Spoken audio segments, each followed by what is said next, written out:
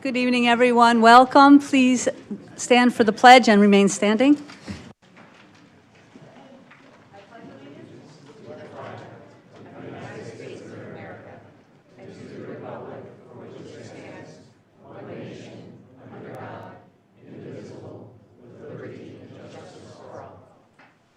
Thank you. Please remain standing for a moment of silence.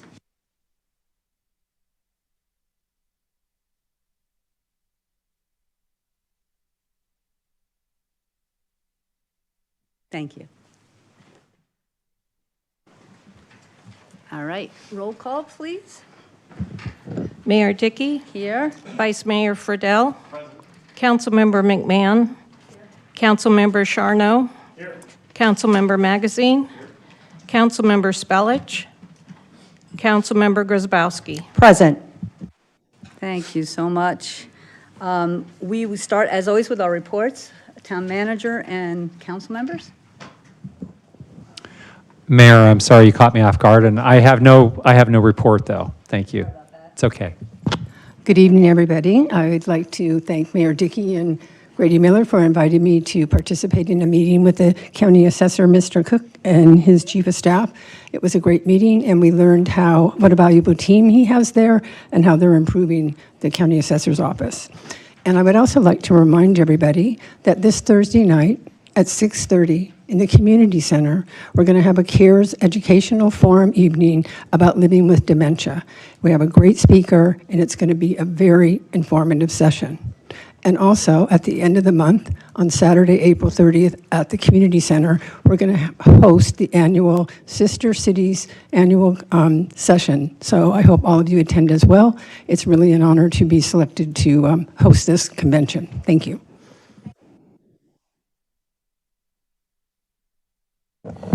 Yes, thank you, Madam Mayor.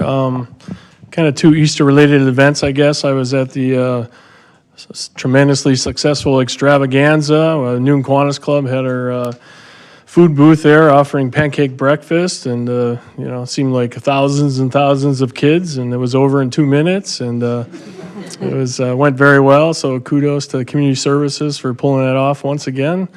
And the other event was a sunrise service at Fountain Park, and that's always a motivating and inspirational event, and beautiful weather. So thank you.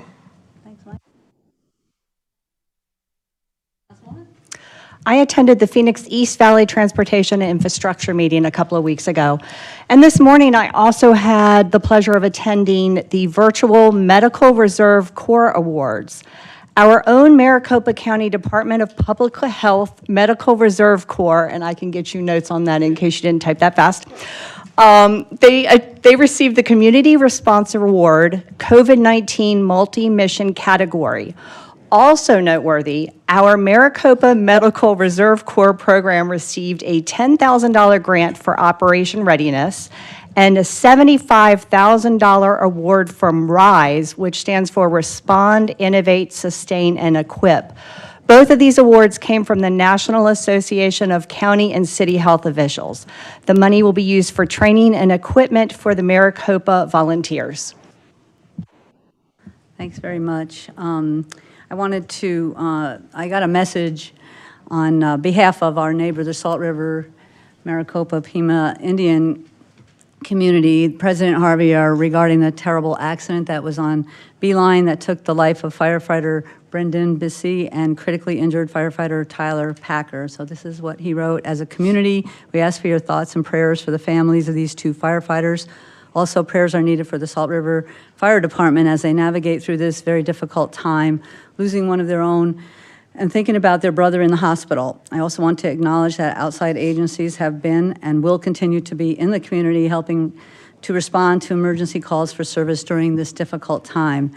The President said he appreciates very much the extensive support that Fountain Hills Fire and Chief Ott are provided for the community. Their services were held on Saturday in Miami, Arizona, and very much want to thank Chief Ott and the others because they were very much involved with this.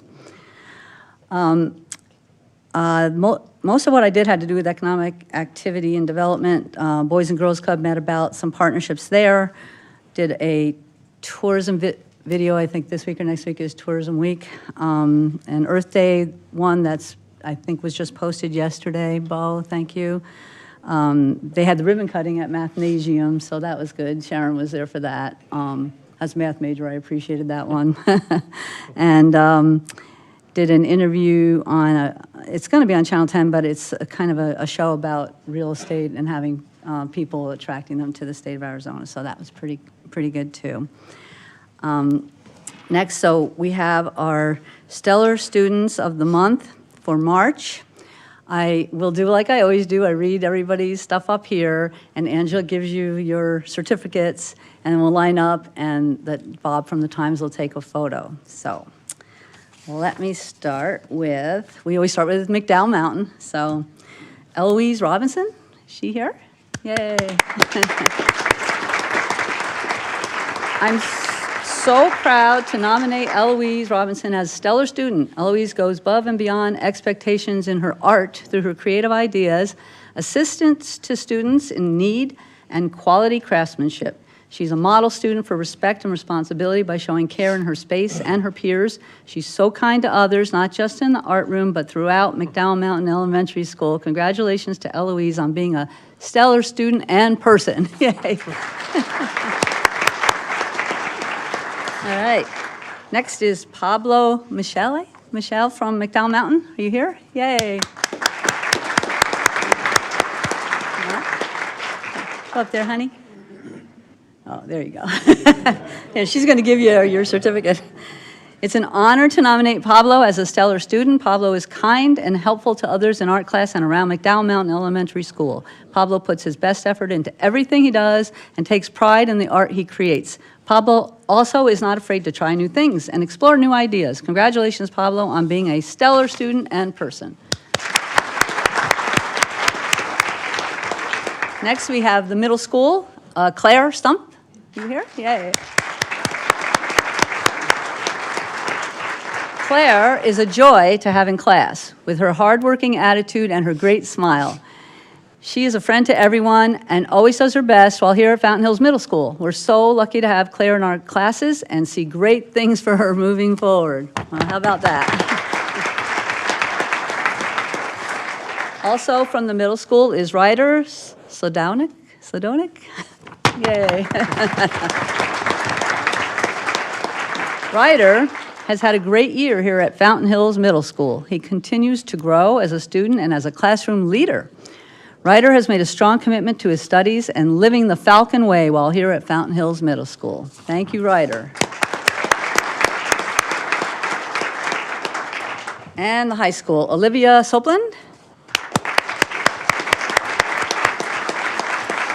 Liv is active, playing sports during 3 seasons. She prioritizes well, making sure to get her work done prior to doing anything else when she's in class. She's helpful to the students around her and willing to help them learn difficult concepts. Thank you, Olivia.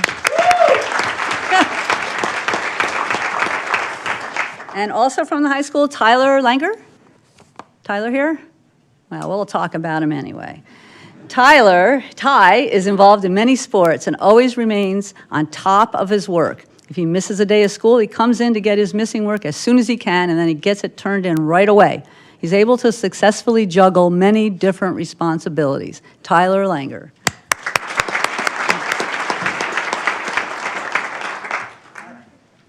Well, to get a picture taken, and then you guys are welcome to stay, of course, but you can also go out and celebrate too. So we'll do that. All right, guys, let's squeeze in a little bit. That's okay. Look at Bob.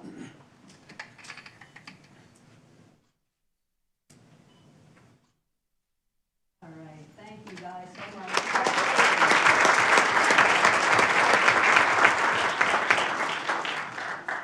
Thank you.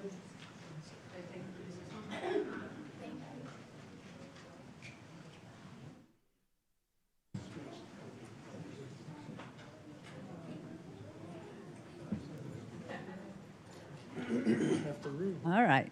So next, we're going to do National Volunteer Appreciation Week, and I'll ask Kim to come up, please. You here, Kimberly? Yes. There you are.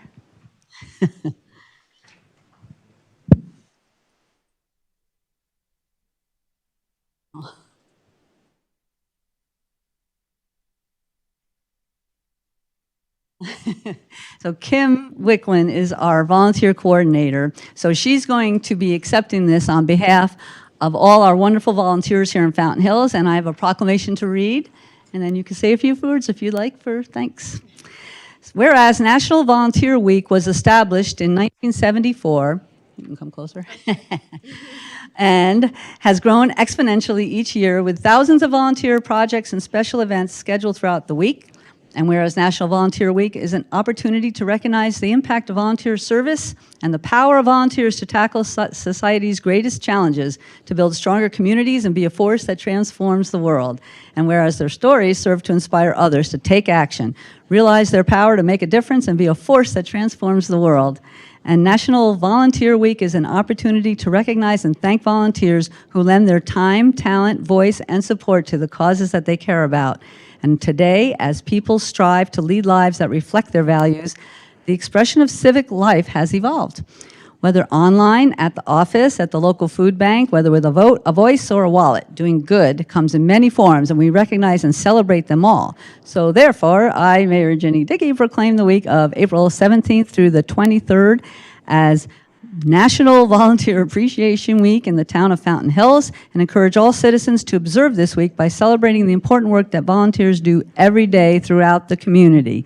So thank you, Kimberly, so much, and I'm sure, yes, let's go. No one knows better than she the value of everything that happens here in this town with our volunteers, so if you'd like to say a few words. Well, no, I think it's well said. Thank you. It's an amazing town. It's such a privilege to work with such a prideful, dedicated group. So, no, thank you for all your service. Thank you. We appreciate it so much. Oh, sorry. Do you want to go? Thanks again. We all know that volunteers run our town. And we also have a recognition for a Strategic Planning Advisory Commissioner who is retiring, Chad Bernick. Hey, come on up. You get one too. Thank you. Thank you. So we would like to recognize Chad, who was appointed to the Strategic Planning Advisory Commission by the Council on August 2019. Chad was actively involved for all commission projects and initiatives, including development of the 2022 strategic plan. The council and your fellow commissioners appreciate Chad's knowledge, dedication, and contributions to the commission and to the town of Fountain Hills. Thank you so much. Would you like to say a few words? Well, we appreciate all of your work for, again, it's a volunteer, right? So thank you so much. Thank you. Yeah.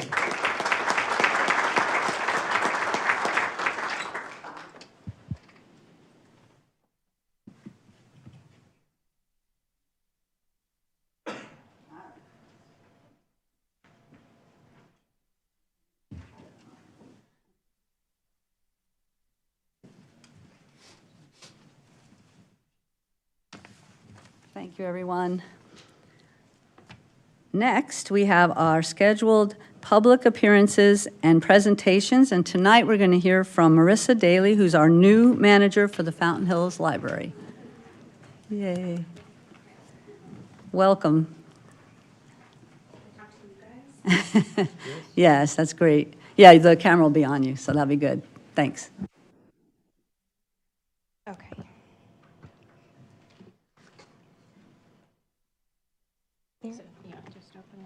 There is a very loud video on one of the slides. How do I turn it down?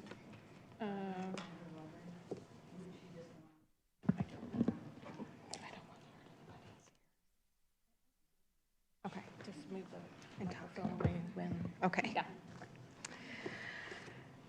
Hi, I'm Marissa Daly, the library manager for the Fountain Hills branch, a branch of the Maricopa County Library District. Our 15,000 square foot building is across from the Centennial Circle from the community center.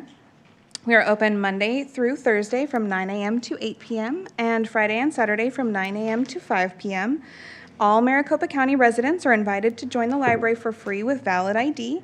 Non-residents are welcome for a small fee. Please come and say hi.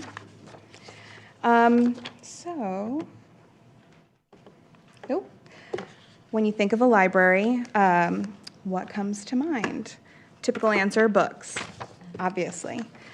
So libraries, as you guess, are more than a building of bookshelves. Fundamentally, today's libraries provide access to information, access to assistance, the internet, equipment, and experiences. The mission of the library district is to provide access and services so residents experience an improved quality of life. Our vision is, as the vibrant community front porch, we aspire to meet the changing needs of our diverse and connected residents. So what does this mean? What exactly does your local library provide? Great question, I'd love to tell you. We have just some of the few resources I'll talk about today. Ancestry Library. It's a genealogy database that covers billions of records from census data to directories and photos and family trees. It gives you access to more than 9,000 databases and 200 billion images from the United States, the United Kingdom, Canada, Europe, and Australia. Once the records you need are located, you can email them to yourself. It's a read-only database and can only be accessed within the library. But it's a powerful search engine, and it'll help you pinpoint genealogical records. Second is Flipster. Flipster is a digital newsstand with on-demand access to your favorite magazines. It offers hundreds of titles in categories like science, technology, lifestyle, current events, entertainment, and more. Magazines are available using a web browser, Android, iOS, Kindle Fire device. You can read offline by downloading issues to a mobile device. Current and back issues are available on demand, which means there are no holds lists or waiting periods. Lastly, Rocket Languages. It's a language learning website and app that teaches you practical, real-world conversations in a new language. Start with interactive audio lessons where you learn basic conversational phrases, explore the culture and structure of a language, or practice writing with easy-to-follow directions and explanations. You can also take this on the go with a Rocket Languages app. The next two resources I've highlighted here, BrainFuse. BrainFuse is an incredible tool with a variety of uses. BrainFuse Help Now provides help with homework, foreign language assistance, writing labs, and adult learning content such as GED, and live professional assistance in resume/cover letter writing. I've tested this. I submitted my resume just for fun to see how long it would take. It was quick, and I had great suggestions on organization and format. It was really, really cool. Let's see. In addition, U.S. citizenship prep, Microsoft Office essential skills, and more. In addition, we have BrainFuse Job Now, which provides live job coaching, also real-time interview practice, and full-service resume lab and job hunting help. And then lastly, BrainFuse Vet Now, which is a resource to connect with an expert to learn more about eligible VA benefits and community resources.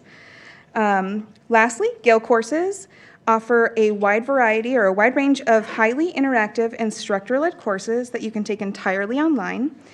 Courses run for about 6 weeks, and there's a new one every month. Some of our popular courses are Discover Sign Language, Accounting Fundamentals, and Introduction to Interior Design. So, physically, back to the books-ish. The library houses over 31,000 physical items. Save books, DVDs, music CDs, and audiobooks, we also have Chromebooks, mobile hotspots, telescopes, science kits, and seeds, all to borrow. As we've seen over the past 2 years, the need for digital equity has been exposed. It is estimated that 1.3 million Arizonans need internet. Connected at Your Library brings technology and internet access into our communities.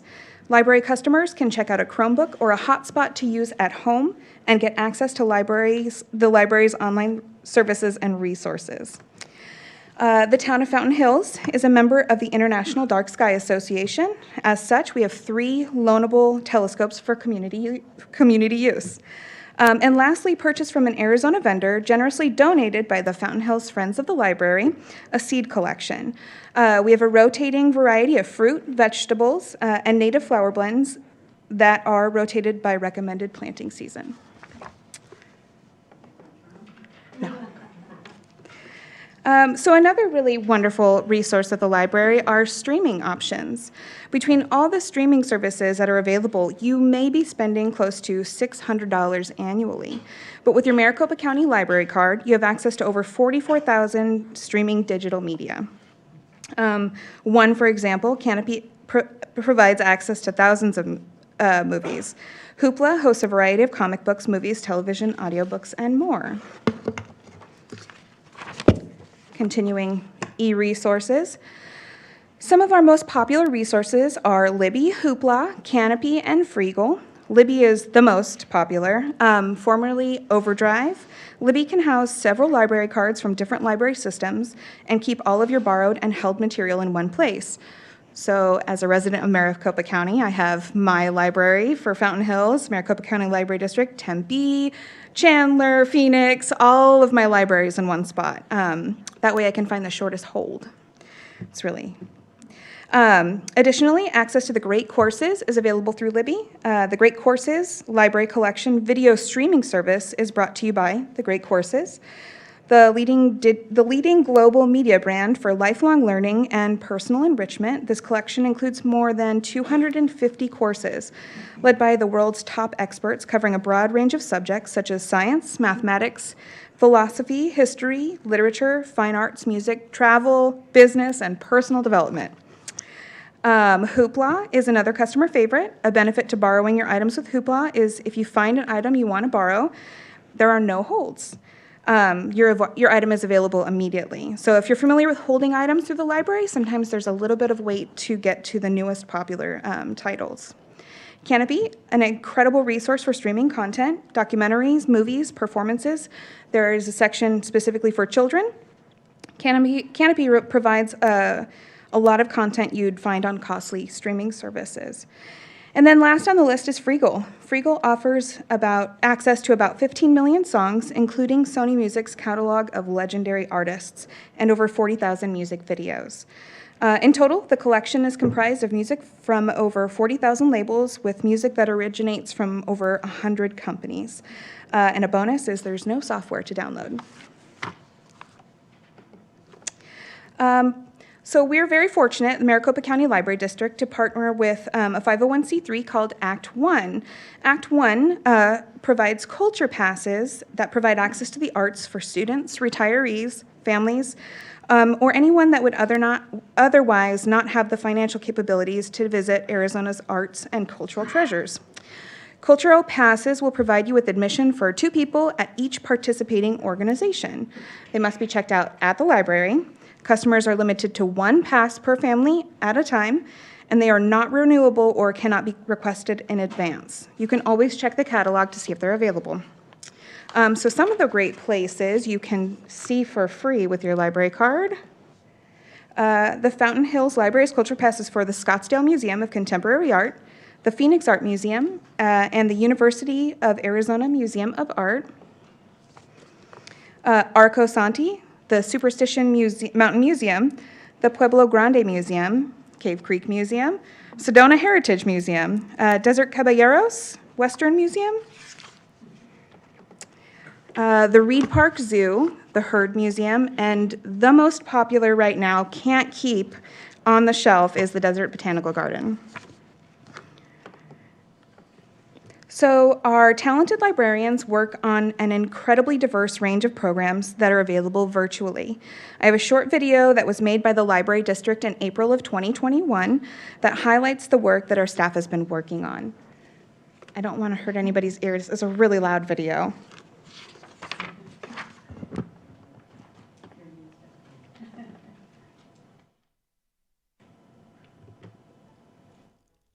Oh, can't hear it.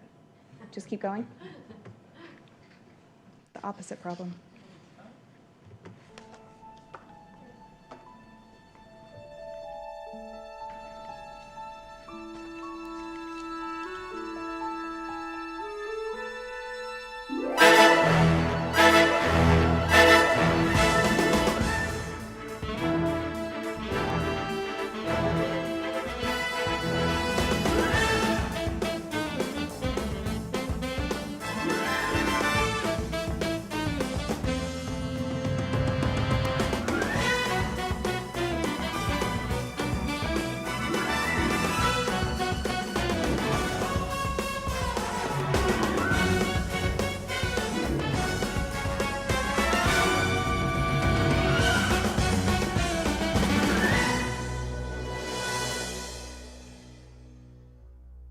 really good at that.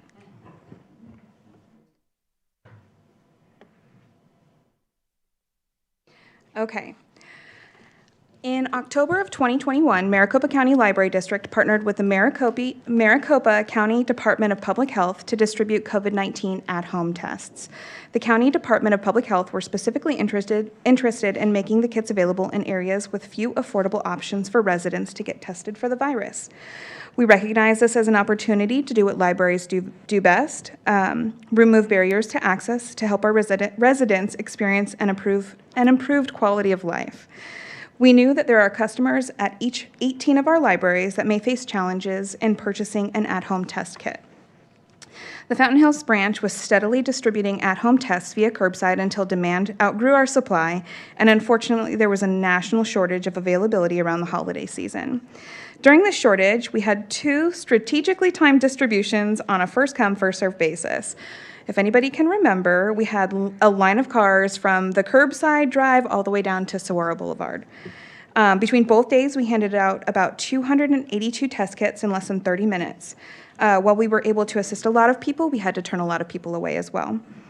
Fountain Hills was able to resume distribution in February of 2022, and beginning April 18th, all Maricopa County libraries will resume distributing at-home COVID tests. Since our original launch, Maricopa County Library District has distributed over 45,000 at-home tests, which contain over 90,000 tests. We are so fortunate to be able to help our communities in this way.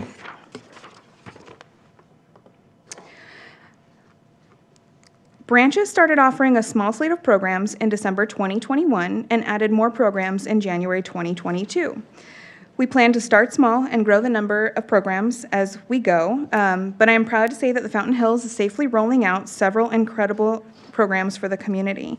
We have had free yoga on the River of Time River of Time Museum patio, preschooler story time with Miss Christie, and much more.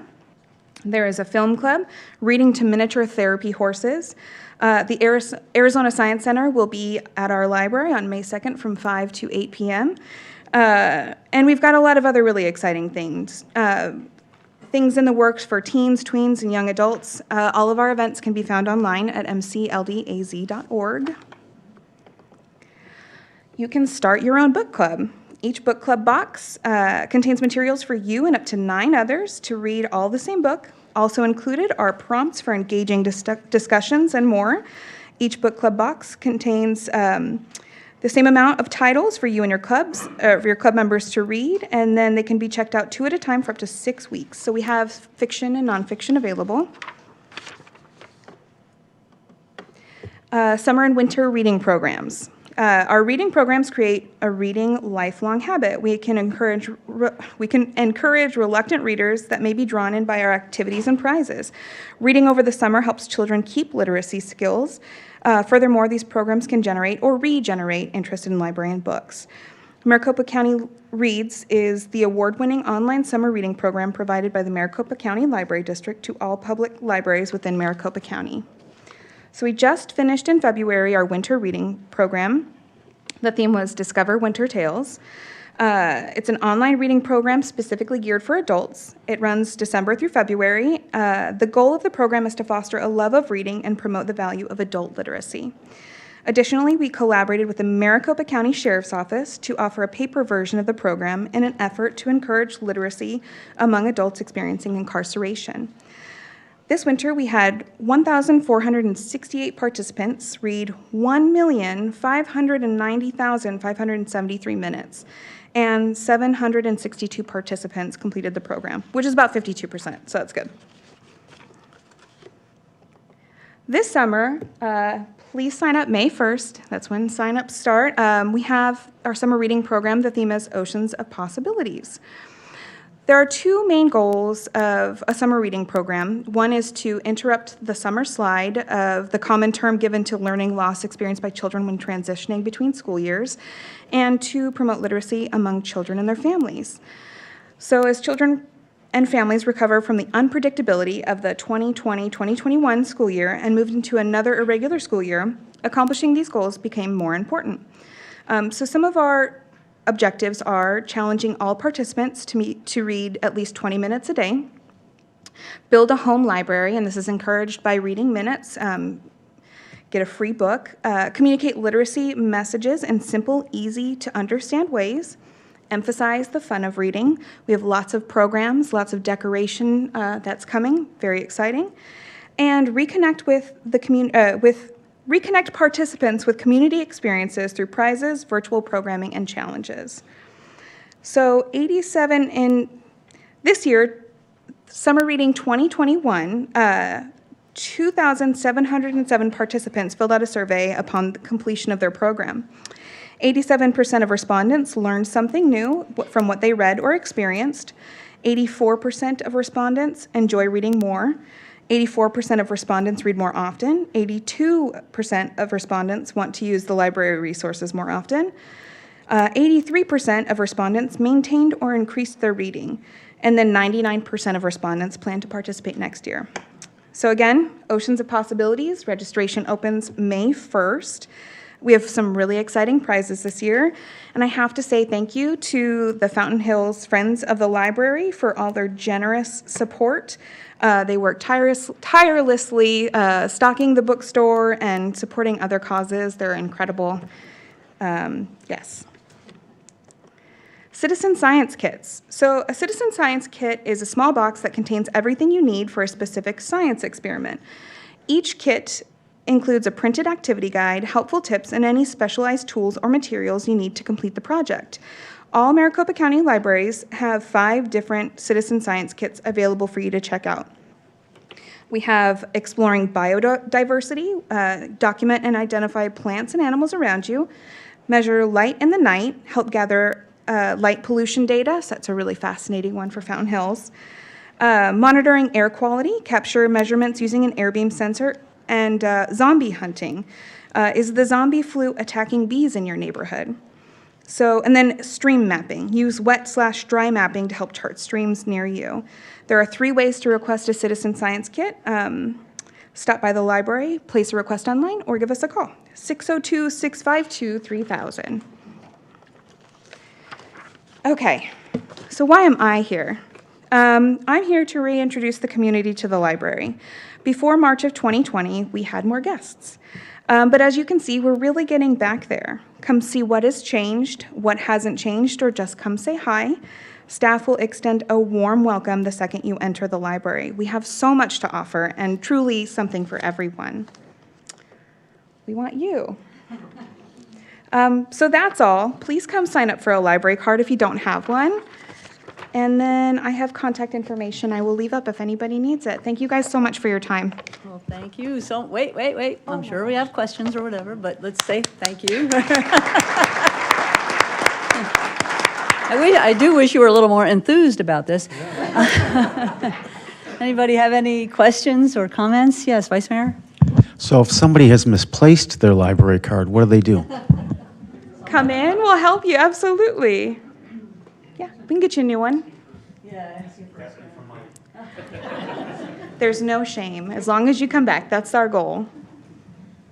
Well, thank you so much. There's so much about this we didn't know. Oh, yes, go ahead. I just wanted to just tell you that this is just a great community partnership, and a lot of people don't realize this, but the library, as you know, is provided by Maricopa County. We all pay this on our tax bill. So we really have the best of all worlds. We have a community library in our own community. A lot of the other cities and towns in the valley don't necessarily have a library that is either their own or provided by Maricopa County Library District. So we're very fortunate with that. And they actually do a great job of partnering with the community and our staff to always be like an extension of the town, as if they are our own town library. So we really do appreciate it. Thank you, Marissa. We do too. Thank you so much. Yes, ma'am. Every time I hear you guys speak, I swear I learned something new. Oh, that's good. You have book club boxes? Who knew that was a thing? Thanks, Marissa. No, thank you. Thank you, guys. Okay, our next item is call to the public. Do we have speaker cards? Okay, thank you. I was asked to remind that to say your city or town, but not your address, please. Thanks. First one is Barbara Smith. Is she here? This came in online. last week, but she said she wanted to speak tonight. But she's not here. Okay, next one is Verona Bartz.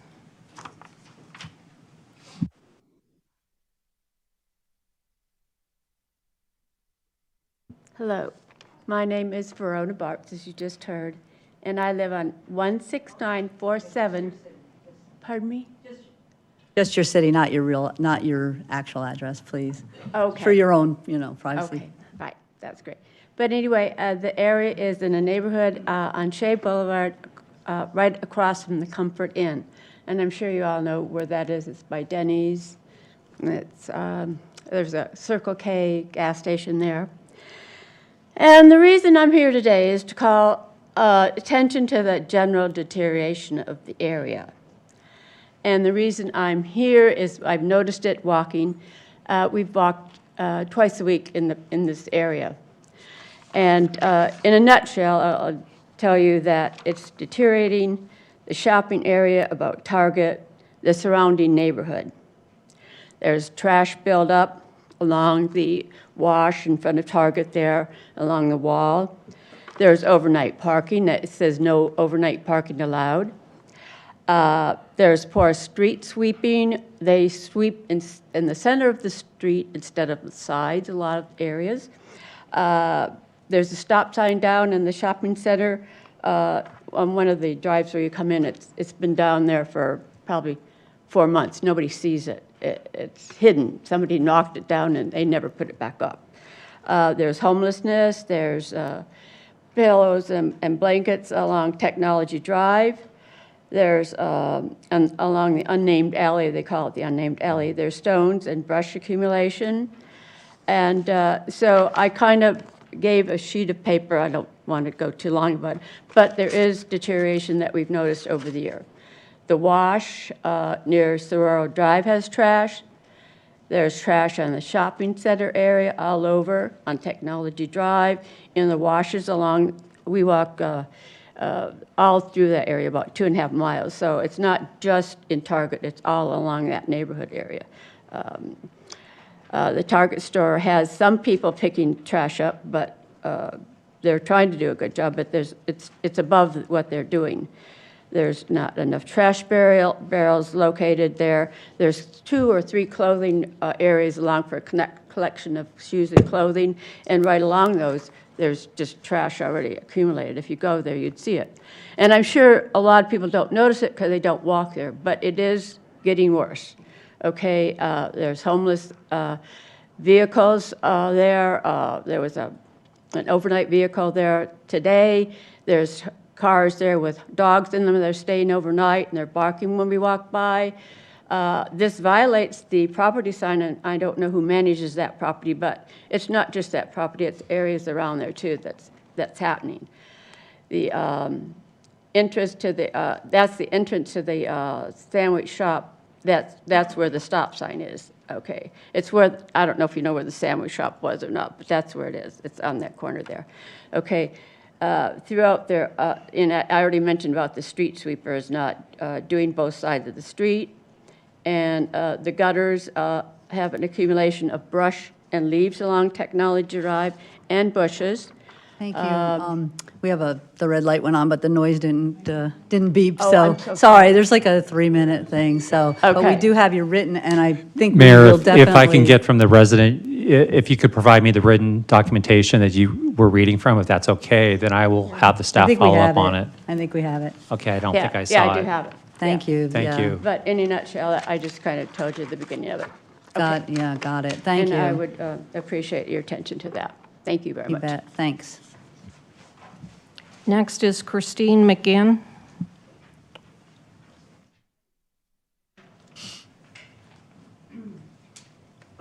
Good evening, Fountain Hills residents and registered voter.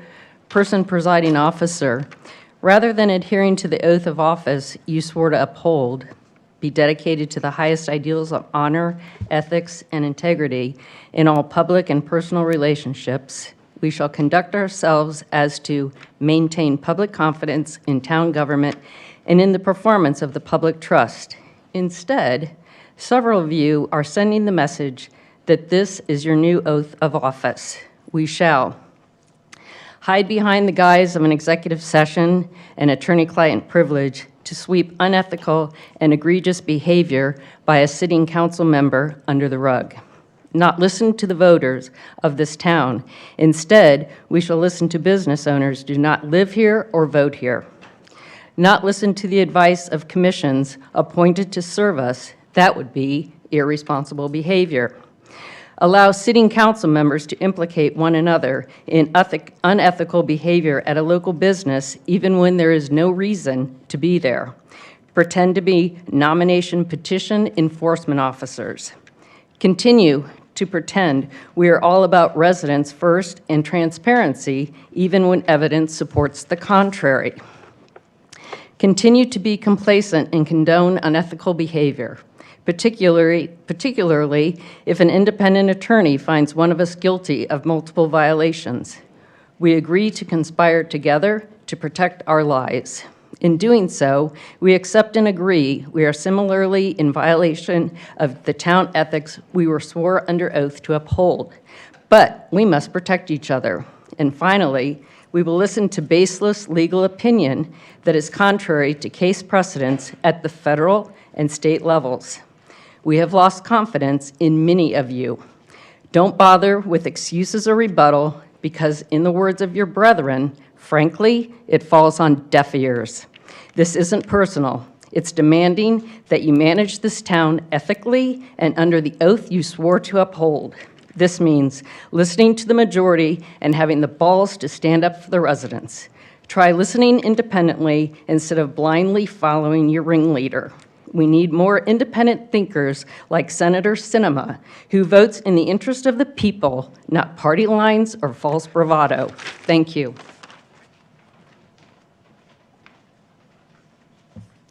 Cheryl Stiles.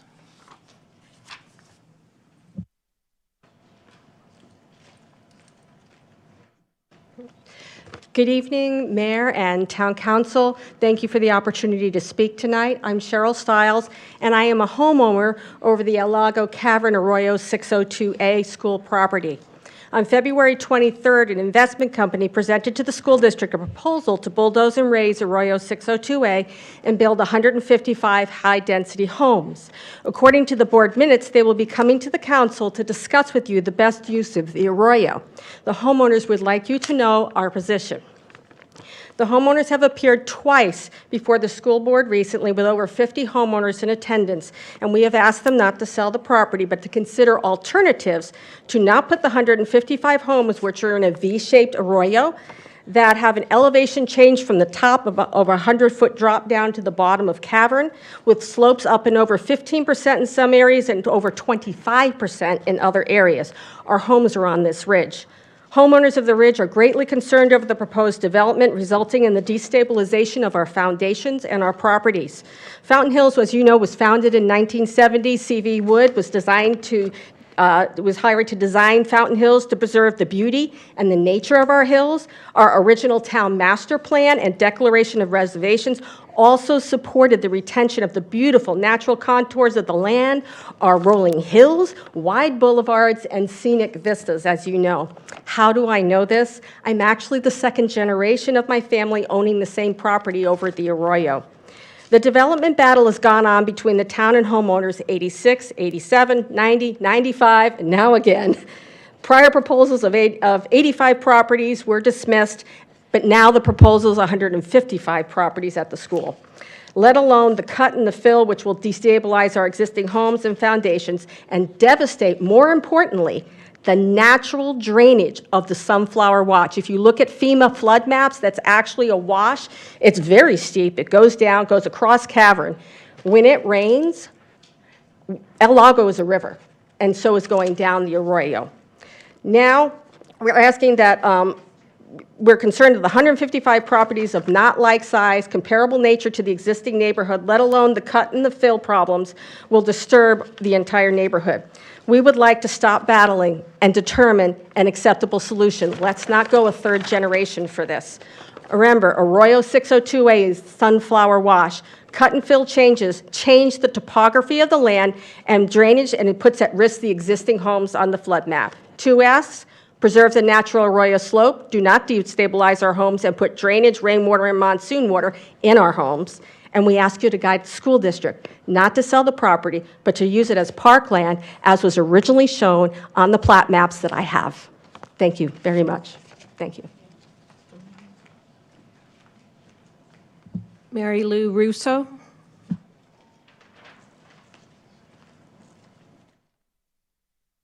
Good evening, Madam Mayor, Town Council. It's quite the week. This evening, I come to the council with the ask for help in the near future.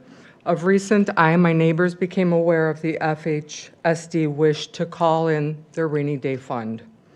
Cel Arroyo 602A, El Lago, 203 Arroyo Vista Drive, 506C Aspen Arroyo. We are beginning to gather. I live by 602A, the property between El Lago and Cavern. I'm sure this topic is not new to you, so I'm not going to jump into details. We're going to have a lot of time together, I'm sure. I feel the proposal to sell the properties belonging to the school district, which is somewhere around 71 acres, will be placed on the next voting ballot. I also feel there's a developer knocking on 602A Arroyo's door. I have lived in Fountain Hills for 6 years. We are a tight group and we stand together. I believe in my heart, we will come together again. Daybreak sits on the forefront of my mind. I've recently learned the school board has the right to word the vote on the ballot as needed to confuse the voter obtaining the vote in their favor. The Fountain Hills School District has the right to sell the land, using the land for sale for several uses to benefit the students, used for school properties or building new schools. However, several of the items I saw on the school agenda is trying to, for the Fountain Hills School District, they're trying to resolve by selling this property. It's not a viable solution by sale. The 3 vacant properties owned in the school district are currently zoned school and secondary zoning as a potential residential site. Currently, it may be a reasonable assumption the Arroyo's maximum allowable residential density will be very difficult to achieve. However, a slightly higher density, about 75%, may be possible. It's also mentioned that there may be requests to rezone, allowing for a higher residential density. I bring the above into play because repeatedly I hear Fountain Hills is different. We're special and we're unique. Our general plan supports we, the people, as written. Fountain Hills Community speaks as part of the community involvement process conducted at early stages of planning process, communities shared by values and aspirations summarized herein. At Fountain Hills, we celebrate our environment by living in harmony with our desert setting. Under Arizona sun and dark, starry skies, our mountainous and urban surroundings provide adventure and inspiration. We celebrate our culture by embracing neighbors and traditions, both old and new, creating a welcoming, safe, enjoyable community together. The knowledge and experience we share across generations from varied backgrounds encourages invitation. I can go on, but you all know our general plan, and anybody who wants to read up on it, it's real easy to find. I'm going to save a lot of time. If we take all of this away with greed, mass home building, and yes, destroying every beautiful piece of land left, we won't have the beautiful town of Fountain Hills. I thank you for your time. Thank you. Joshua Gridley.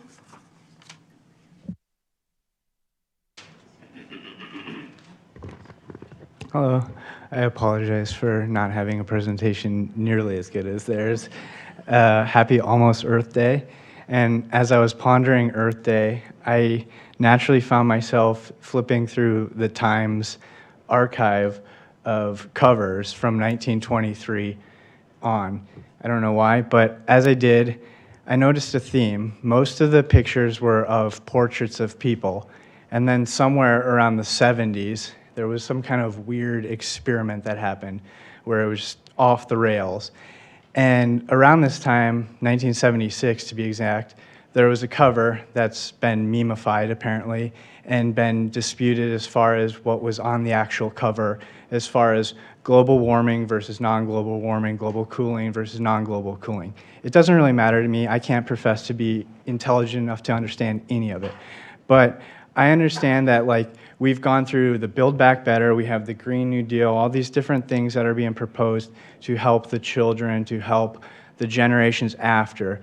But coming back here after not being here for a long time, having grown up here, I just noticed the same thing. It's predominantly older people. No offense to the older people, but like running into my friends and stuff, like all of them have moved out to other towns in Arizona because they can't afford it here. It's so expensive, and it's unfortunate that they're just building up these mass communities that are just kind of just, I don't know, they don't give anything to nature. They don't give to the youth. They don't inspire in any way for me. Like being around the town and walking around the fountain, seeing the amazing path, like that wasn't there as a kid.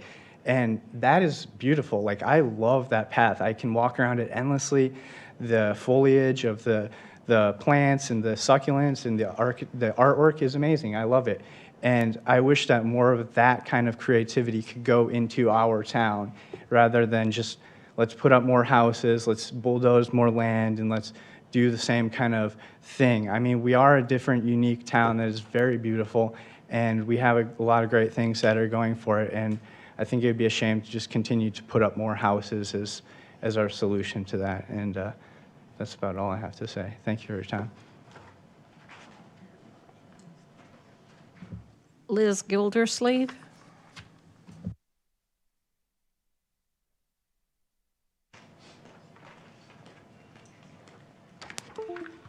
Good evening. Liz Gildersleeve, Fountain Hills resident, registered voter. I am here tonight to discuss a troubling lack of transparency by this council in a couple of recent matters. The first pertains to Councilman Magazine's recent ethics complaint, where an independent attorney found that Mr. Magazine violated 3 codes of ethics during his interaction with the owner of Pearl Nutrition in January. It's worth noting that this is the second time that Mr. Magazine has been in violation of the town's code of ethics. Last week, we learned that the findings of the independent attorney were discussed during an executive session, and a decision was made by the mayor and council not to allow a public discussion at a council meeting, nor render any consequences to Mr. Magazine for his behavior. As a result of this secrecy, social media has exploded on these decisions across multiple platforms and numerous pages, as the perception is now that the mayor and council condone and in fact protect unethical behavior.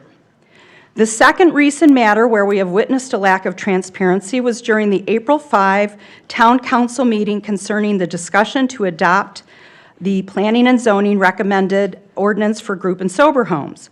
Several of you said quite vehemently that adopting the reasonable ordinance suggested by P&Z would be irresponsible due to the potential for lawsuits, which of course is debatable, but there was much hand-wringing about the financial burden to the town.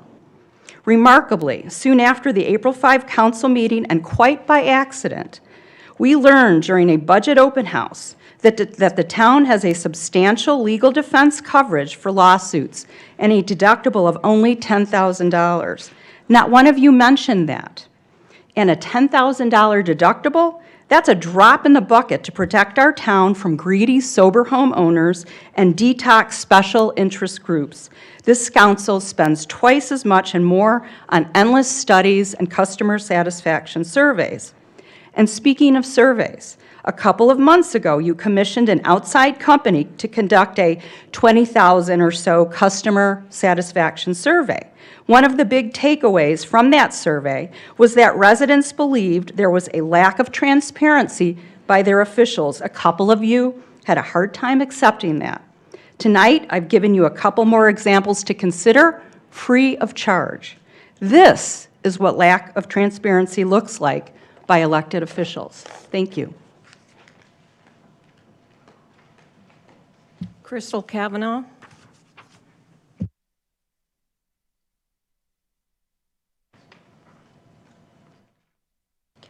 We obviously were on the same wavelength, but it's worth repeating. I live in Fountain Hills, and I too am a Fountain Hill registered voter. After the paid citizen survey indicated that transparency needed improvement, some here acted surprised and offended about that perception. However, lack of transparency was still on full display as recently as the April 5th council meeting. The public heard many on this day state that the biggest barrier to passing the P&Z ordinance as written were concerns about lawsuits resulting in a financial burden to the people of Fountain Hills. Many in the public had spent a lot of time learning about the issues, court case rulings in various areas of the country, and about the regulations already allowed by our own state, including setting occupancy and commercial insurance requirements. Some of us have the impression that you are ignoring extensive research that has been provided to you over the past year, as well as the attention to detail and the professional resources used by our P&Z to develop this ordinance. 2 council members were particularly dismissive, with one accusing residents of being demanding, which made him choose to turn a deaf ear and go 180 degrees in the opposite direction, while the other one unwisely minimized all other recommendations except those from the town lawyer and staff by labeling the rest as outside opinions based on irresponsible behavior. Not one of you on April 5th even bothered to mention our liability policy. Imagine my surprise when I learned the following day that we did have that $10,000 deductible, and then litigation was covered. Did you know about this minimal deductible?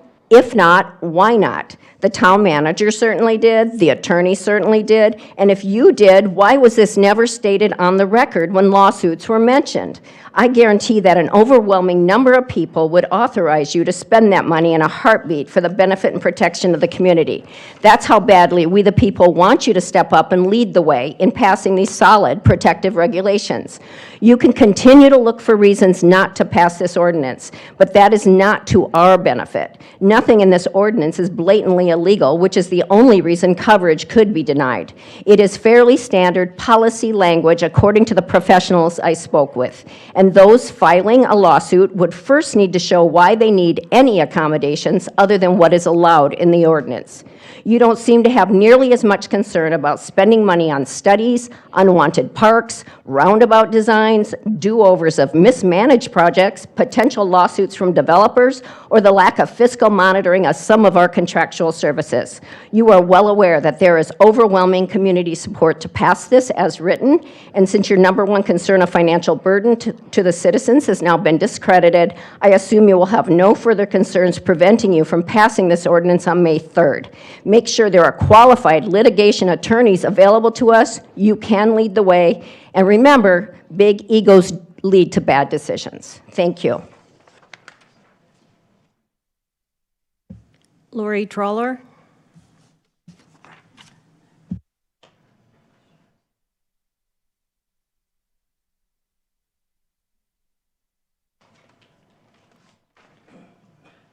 Good evening, Madam Mayor and Council. This is a tough topic. I'm going to switch everything up on you. Let's see. I didn't realize there was a race going on in town, but there's one going on right now, and it's between AT&T and Verizon. They're putting up 5G towers and antennas faster than the sun rises each morning, and that's literally. There's lots of information on the web about this, and my concern is about how many hours it takes before being in the vicinity of the microwaves before it causes fatigue, irritability, warm feeling in the body, difficulty sleeping, nosebleeds, balance problems, increased ringing in the ears, skin problems, concentration problems, impaired short-term memory, confusion, heart and lung problems. You know when you go to a concert and you feel all that music on your clothes and your skin? It's exactly what microwaves are, but they do it at a very micro level, and it's extremely violent to your body. This constant shaking over time is what causes, it causes constant stress and eventually disease. The information's on the internet, but how ironic it is to use a service that's making you ill to understand how to be well. But I can present a lot of the information, but I can't understand it for you. You're going to have to do the research. So 5G, here's what it's going to do for you. The bandwidth and the speed you need to race a Tesla down Fountain Hills Boulevard at 100 miles an hour and know that your brakes are going to come on in a millisecond when that javelina runs across the road. That's what 5G is doing for you. You can do that. You can also fly thousands of drones over your head in formation, all with that anti-collision going on, no problem. And you can build a huge factory with the big robotic arms and build cars and have millimeter accuracy. I don't see any of us doing any of that. So from my home, there's major software development done for Apple corporate. My need for high-speed internet probably outweighs the average resident in Fountain Hills. And I'll tell you, on my Apple team of 12 people, my service is faster and more reliable than anybody else, and these are people sitting in corporate. So, well, not in corporate, in Cupertino. So I'm just saying that my service is reliable, fast, capable, and more adequate. So I'm not seeing the need for it. 5G microwaves, they alter every living thing in its vicinity. For AT&T and Verizon to have full coverage in Fountain Hills, it's going to take upwards of 106,000 towers and antennas. 106,000 just in our community. It's like every 300 to 500 feet, which means they're going to have to go on residential property. So the schools have already sold out. There's now 2 very large 5G towers on the lighting poles for the high school football field, and there's 4 today across the street from the middle school. And those are literally 200 feet higher over the heads of little preschool kids. And just to point out, little kids, they're more effective because their skull's not as thick. Oh. Sorry, the beep didn't go again. Okay, one more sentence. So what I'm here is, why I'm here is that I'm requesting a permit to halt, I'm requesting a permitting halt be placed on the right-of-way for tower and antenna installations until a study's made. Sorry, guys, but that's it. Thanks. And I would just mention, because a lot of things that that aren't on the agenda, obviously we sit here and we can't respond, but either at the end of the meeting or I think we're taking note on things that we can check into. So, Yeah. and we have your name and stuff, so we can do that. Awesome. Thank you. Ed Stizza.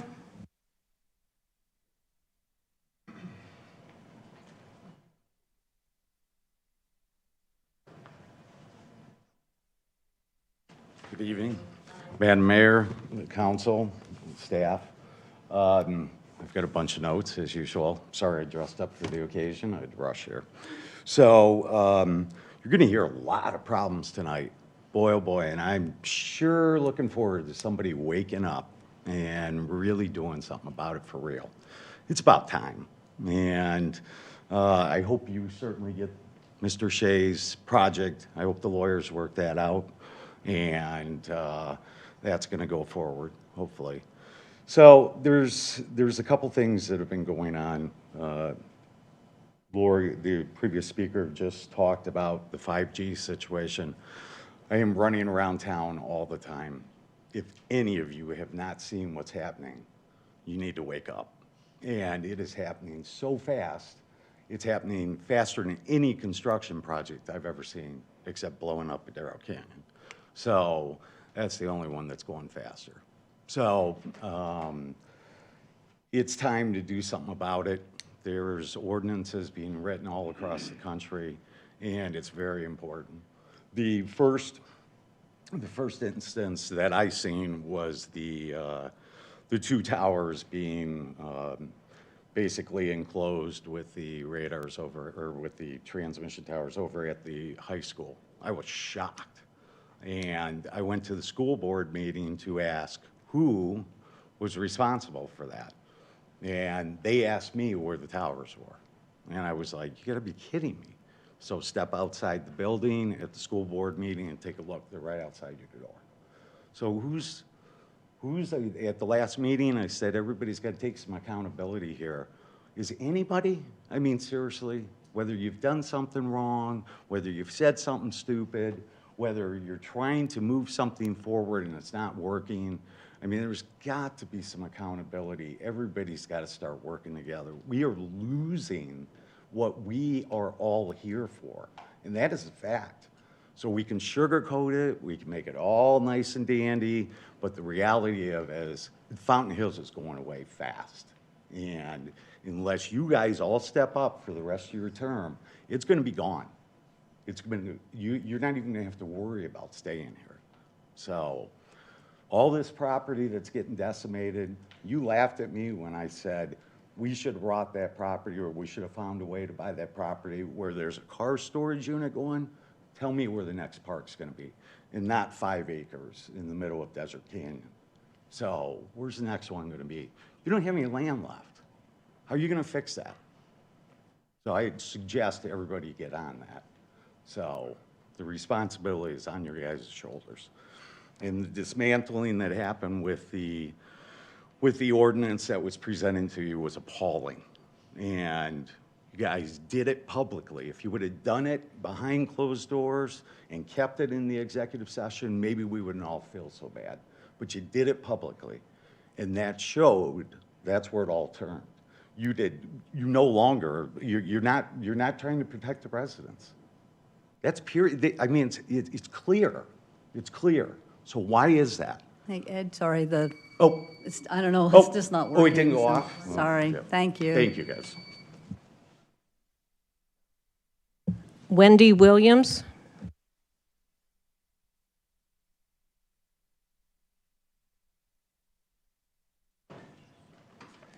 Good evening, Madam Mayor and council members.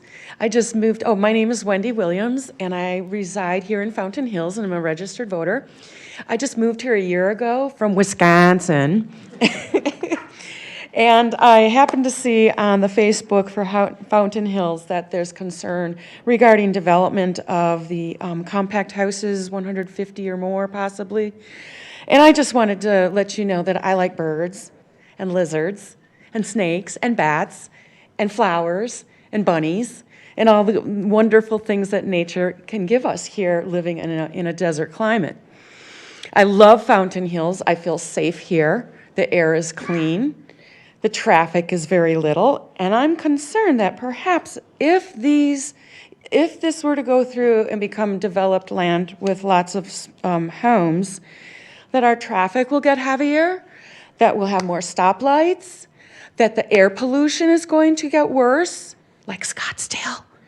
And also, I'm concerned about the water tables and how that's being addressed or investigated. I know that the Colorado River has been down for the last few years. They haven't received as much water. And let's not destroy the Fountain Hills environment and our lovely free way of living here. One last thing. Stephen Hawking said that we are going to destroy the earth, and I don't want to destroy Fountain Hills through greed and stupidity. Just something to think about. Thank you.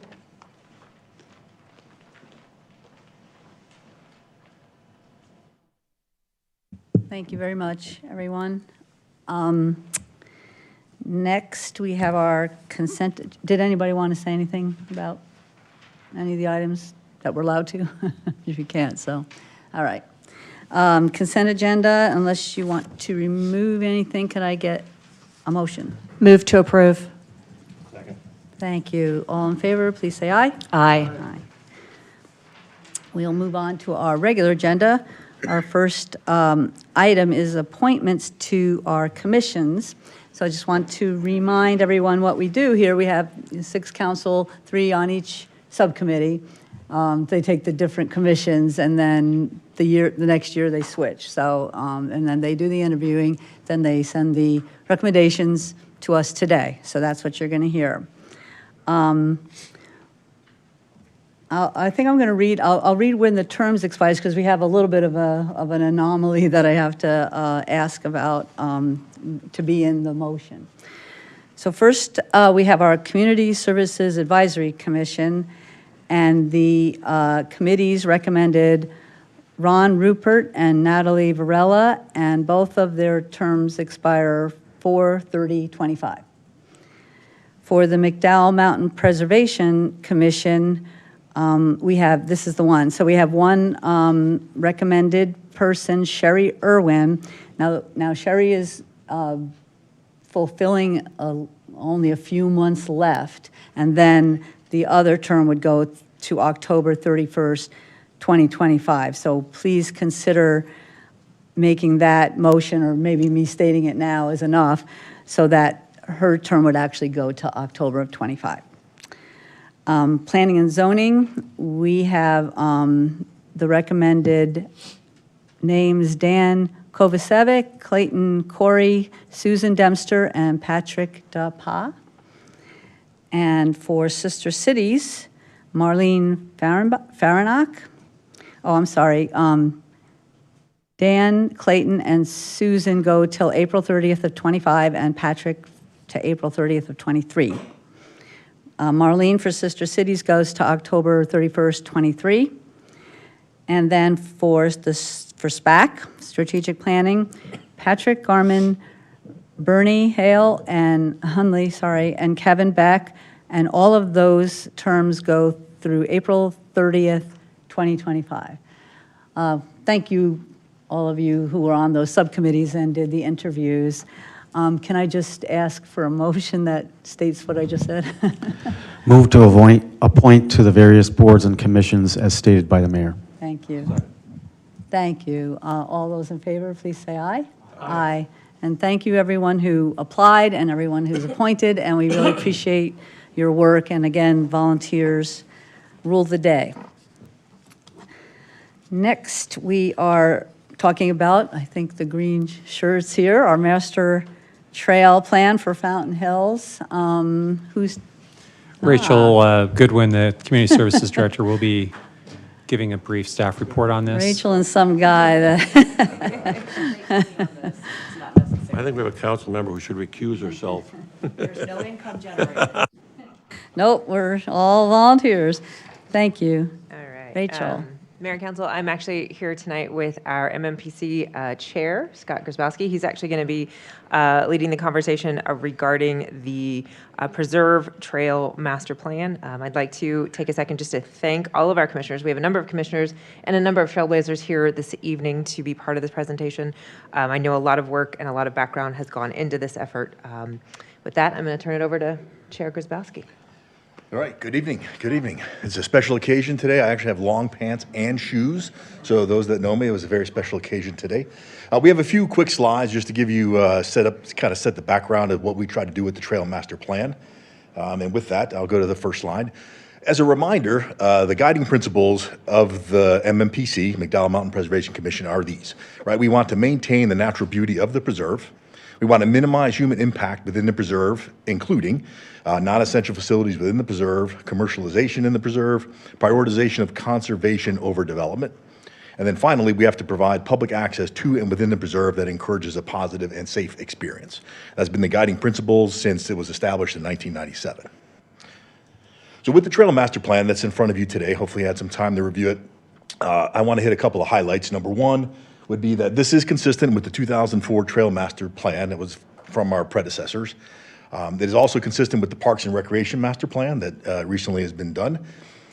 Thirdly, we collaborated with the Sonora Conservancy of Fountain Hills. Sadly, that actual input was not provided as an addendum, but trust us, it was a very well thought out collaboration from the Sonora Conservancy. Right, and with that Trail Master Plan, we're identifying trails for future growth. I think that's important to state that with the master plan, we're looking out 10 years or more in the future. And what we're saying in the master plan is that that's it. That should be it for everything we see in the Mcdowell Mountain Preservation Commission, in that preserve, I should say. And then finally, I think one of the most important points here is that we're creating a detailed vetting process for all the trails of the future, right? So every trail that is listed as a potential future has to go through the vetting process and brought forward to you as a council in the future. I think it was very important to have that all established in writing in that master plan. So we, the Mcdowell Mountain Preservation Commission, ask for your approval of the plan. And with that, I'll take questions. Thank you. Any questions? I want to mention that, so you said the commission and staff are both recommending approval, correct? Correct. All right. Well, if there are no questions, the motion's on page 35. Oh, we have a bunch of, I'm Yes. sorry, we have a bunch of people that are in favor of it, right? Yes, I did want to add, we had 9 written comments come in support on the online version, and then we also received 10 more comments of support tonight from individuals. So altogether, we've got 19 people in support of this. Thank you. All right, go ahead. First, I'd just like to say thanks for all the hard work you guys do. We really appreciate it, and I know a lot of the, as witnessed, a lot of the residents in the town appreciate it as well. So with that, I'd like to move to approve the master trail plan for Fountain Hills Mcdowell Mountain Preserve. Second. Thank you. All those in favor, please say aye. Aye. Thanks so much. Are you up Chair for the- up Grzybowski, for the don't next you one, have too? one more slide there that you wanted to show? Thank you. This is very important. I'm looking at it. Thank you. Right, okay, hold on. All right. So, yeah, with that, I wanted to point out, like, so first of all, you know, you may wonder how our trails actually developed and built here in Fountain Hills. As soon as I get the mouse down here, hold on. Yeah, it is not, well, anyway, you get the point. It's not magic, right? So this is important. If you notice here, so Bill's going to be up next speaking. What we've learned with Bill, working with him, I'm a journeyman on this trail building process. We've learned that Bill, when he sees a rock, his first thing is, ooh, I like that rock.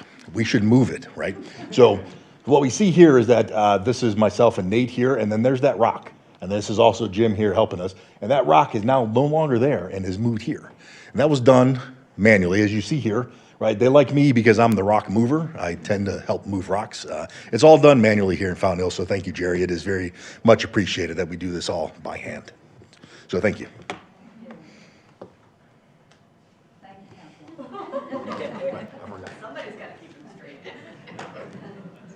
So Rachel, are you up for this next one too? Briefly, I'm going to hand the baton to yet another one of our MMPC members, Bill Craig. So, Bill, if you'll join us. Bill, as part of the master plan that was just adopted, there are 4 outlined trails, one of which is noted as the North Leg Trail, which is what Bill is going to speak on tonight. Bill's been, how long have you been on the MMPC? Forever. I'll say, he's been around a while. He's our primary trail builder and designer. About 10 years. I was going to say, so Bill knows all there is to know about the trails and why this is the next proposed trail for the preserve. So with that, thank you. Good evening. Bill Craig. As mentioned, I am a appointed member of, council appointed member of the commission. I'm on the board of the Conservancy, resident for at least a dozen years.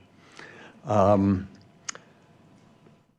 was appointed lead of the Trailblazers from the Conservancy and approved by the town also, thanks to work with Rachel and Kevin and Ken Valverde.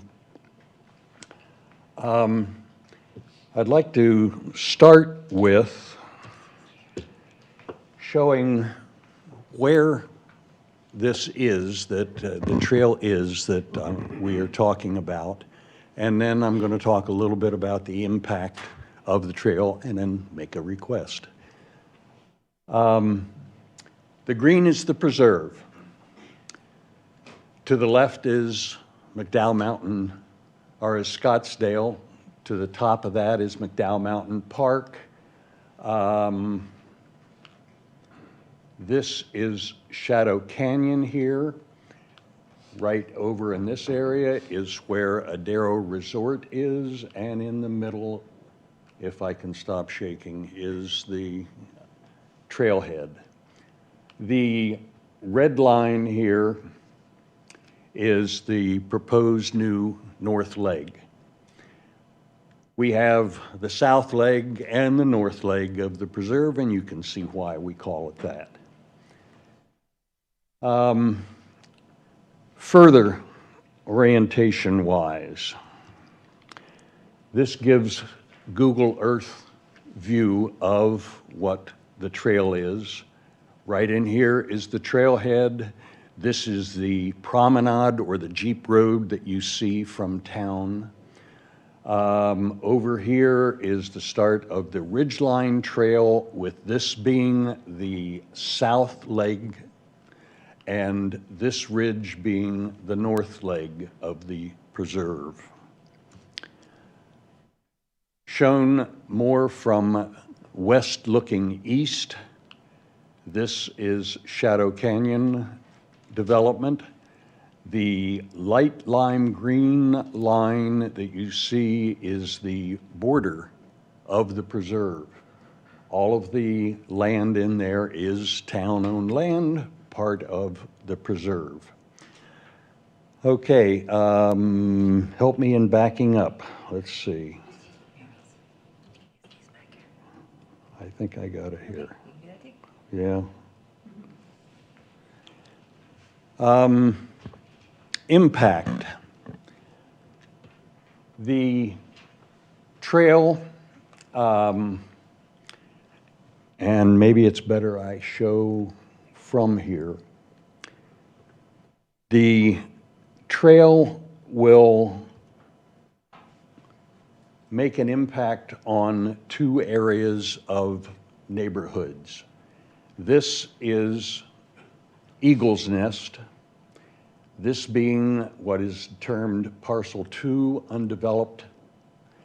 These are all lots, 6 lots here, going from street level up to the boundary of Eagle's Nest and the preserve. Point out relative to the impact of this, the elevation change from this area, which is the beginning, to the top of that lot is 100 feet, 10 stories. The similar type thing with this lot is 280 feet. The reason I'm pointing that out is the relative closeness of the red, the North Leg Trail, to these properties. But I'd like to point out that the development envelope, the part which the town approves for housing to be built, is on almost all of these down very close to the street level.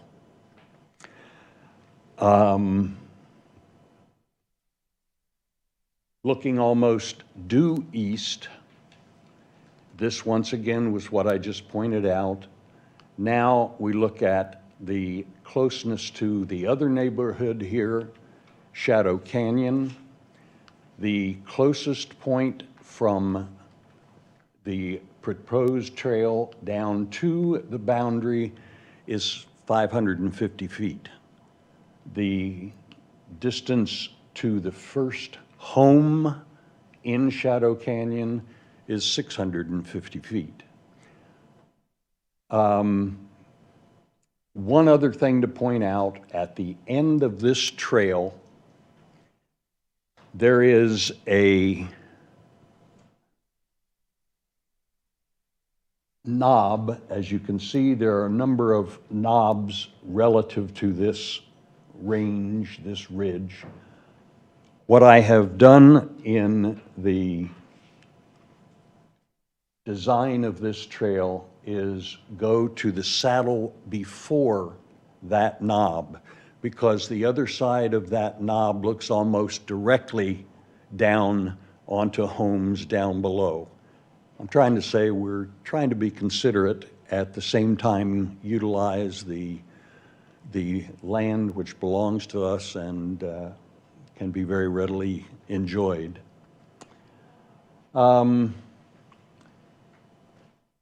Why do we want this trail?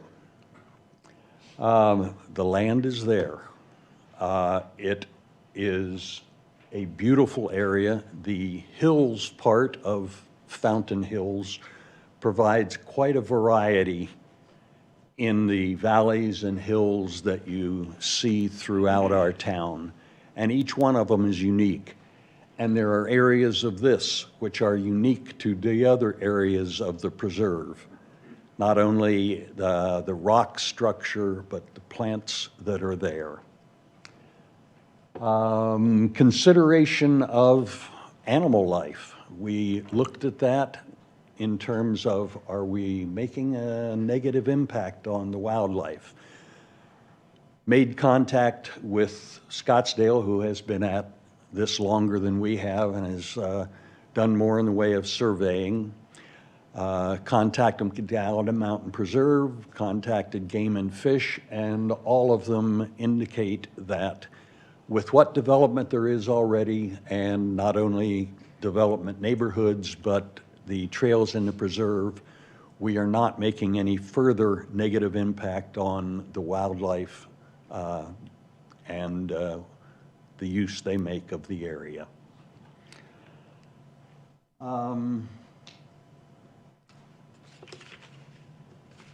We have an area which draws people to Fountain Hills. This beautiful little part of Fountain Hills has a health, both physical and mental health aspect to it. The exercise which is provided, the solitude which is provided. There are many studies, and I could show you these or provide these, which do indicate all of the positive benefits, not only to individuals, but to the community. This area draws people to our community. The Conservancy has also a host program in addition to the Trailblazer program. They have volunteers also, which provide information to people coming up to the preserve at the kiosk, Fridays, Saturdays, and Sundays. And the reason I'm pointing this out, other than to give them a little positive also, is the comments that they pass along to my Trailblazers. All positive. They tend to indicate that we have some of the best maintained, most beautiful trails that there are in the area. Let me end by saying our town has a very good reputation for having safe, scenic, well-maintained trails. The recent town survey indicates that having trails is one of the main amenities desired in our town. This trail will be a very nice addition to the recreation that draws people to our town. I ask for your approval to build this trail. If I can answer any questions, I would be glad to try to. Thank you. Questions, comments? No, just a comment. When I brought to the attention of the council several weeks ago the idea of health and wellness as a key aspect of Fountain Hills, an individual shared this with me. It's called The Economic Value of Trails in Arizona, technical report done by the University of Arizona Cooperative Extension. Are you familiar with this? Not that one in specific, no. Well, all you have to do is take a look through this, and you're absolutely convinced of the total positive impact of trails on our town. So I just mentioned this to you. Thank you, Alan. Yes, thank you, Madam Mayor. Bill, I don't know if you can go back to your first or second slide showing the, you know, with the, we just passed, obviously, the master plan. You don't have a map showing all 5 additional trails you guys want to put in, do you? I'm just, you know, relatively. No, I don't. I will say that one is potentially in this area. Uh-huh. One is in this area, right in here. One is a potential loop back from the end of this down over to the trailhead. And the final one is a potential coordination with Scottsdale to go over the Twin Peaks that are up there and meet up with the Quartz Trail of Scottsdale.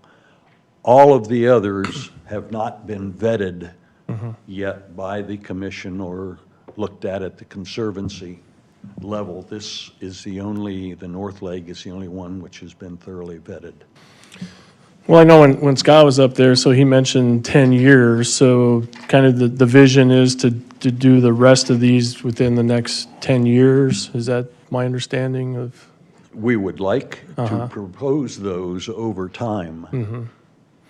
I know when, I guess it was a year ago when we were interviewing for different commissioners, and I think, I don't know which commission, but there were several individuals that were, active hikers, and they were talking about the, our trailhead and the parking lot, and obviously during the busy, nice winter months, the parking capacity had been exceeded, and, it was just causing issues up there. And I know it at the end of the master plan here, it said, additional entry point to preserve may be desirable. I guess I'm just wondering about capacity of us being able to handle all this going forward, and if this is enough, or I mean, I know these are desired in terms of, like you said, the rock outcroppings and the vegetation and the views, and I get all that. I'm just wondering about our capacity. Would we limit visitors at some point if parking's an issue? Not maybe this is a question more for Rachel, but I guess I'm just kind of concerned about that it's going to be so popular that we won't be able to accommodate. One thing, I'm sorry. Yeah. One thing I can point out is we have looked at that also. We looked at it 5 years ago and made suggestions at that point for extending the parking. Monetarily, it wasn't possible. Right now, the times at which there is parking difficulties, Saturday morning, Sunday morning. And we figured it was something like 9%, less than 10% of the time, the total use time of the preserve, that there are parking problems. And with the allowance of parking on the downside of the Eagle Ridge Road, right now, that is what is going to continue to help in terms of the parking. I guess just long-term, that was my concern in terms of how much of this is, will be, needed in terms of how much it will be used and versus, too much and that type of thing. I mean, I've always been a big proponent of looking at some of the major washes in town that already have trails and utilities in them, and doing something connection-wise, in that manner, but seems like it always gets shot down for one reason or another. So I just, I'm not opposed to this at all. I'm just kind of, it's kind of like how much is too much kind of a thing. But I mean, I trust you guys, and you obviously know what you're doing. And, I just wanted to bring that up as far as my perception of it. That'll be part of the vetting process when we look at the other potential trails, very definitely, because we understand that concern. Yeah, I mean, because I've been out here forever, of course, as has the mayor, but Roy Kinsey obviously was the heart and soul of getting this created, and getting the trailhead in and all that kind of stuff. And I obviously can't speak for what his vision was. I mean, I would assume he would be all in favor of this. I just don't want the preserve to be overrun. That's the only thing. So, well, this one small thing with this overrun in terms of parking, yes, that's a concern. With this new trail, it allows us to sort of diffuse people so that they're not all using the same trail. That that was another thought in doing this. I get that, but I would imagine some trails are more popular than others and more heavily used and that kind of thing. Some are longer, so you're going to get more experienced folks doing those and that, that kind of thing. So. Well, one of the reasons for this also is the hosts for new people coming to the trailhead often suggest the Town Overlook Trail, a half-mile trail that is easier to start with. This will be a half-mile down the promenade and then 3/4 plus mile back. I see it as a step up for people instead of necessarily having to go 6 miles or so down the longer trails. Thank you. Thank you, Bill, for your presentation. I second Mike's concerns. I have concerns about overbuilding the preserve so that it's almost no longer a preserve. It looks to me like the only access is through the Adero Canyon parking lot up there, the small one. There are 2 other accesses. Okay.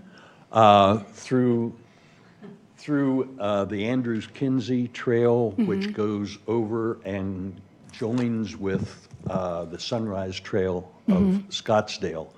And bikers and hikers use that to come in.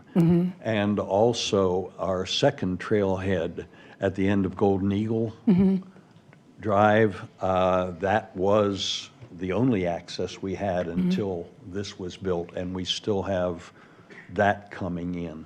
Okay. I guess my concern also is the negative impact on the environment. I mean, if all of these things get approved, I know we don't have a crystal ball. We don't know what's going to be approved. I'm concerned about the traffic, and as this town grows, and there's more and more traffic up there with all those homes being built, I'm just concerned that there's going to be enough traffic. And like I understand with Camelback Mountain, they've reached a saturation point where they're not even adding any trails, but yet it still remains to be a popular hiker's destination. So are you guys just looking at this area for additional trails, or are you looking at other places as well? Is the concentration just here? Right now, we're talking as part of the commission. Okay. The commission only deals with the preserve. Okay. Other trails have been talked about and suggested to the town. We've talked about an addition to the Lake Overlook Trail. We've talked about using the washes. We've talked about using some of the town-owned areas to connect the present fit trails on the sidewalks to make connections with those. Right. Yeah, we have discussed that, I know that. I'm just concerned about the eventual impact that it might have, but maybe you guys see that more than we do from sitting here, so. The only other thing I would mention, maybe Scott has something else, but in the original 204 master plan, the concept of a preserve was not mentioned as preserve the land, pristine land as it is, but preserve it for use of the community. Okay. And I just wanted to add one thing about density. If you think about, so an acre has 43,560 feet, right? A mile is 5,280 feet. Our trails are about 2 feet wide. So a mile of our trail is about 10,000 square feet, right? And we have 820 acres in our preserve. So I can't do that math on the fly, but 820 acres times 43,560, right? Our trails end up being, we have about 9 miles of trails now. So we may have 20,000 square feet out of a lot, right? So, right. So I'm just saying from a density perspective, it's not that dense, right? We only have 9, this north leg will add about, he said 3/4 mile, right? So we'll have maybe 10 total miles of trails.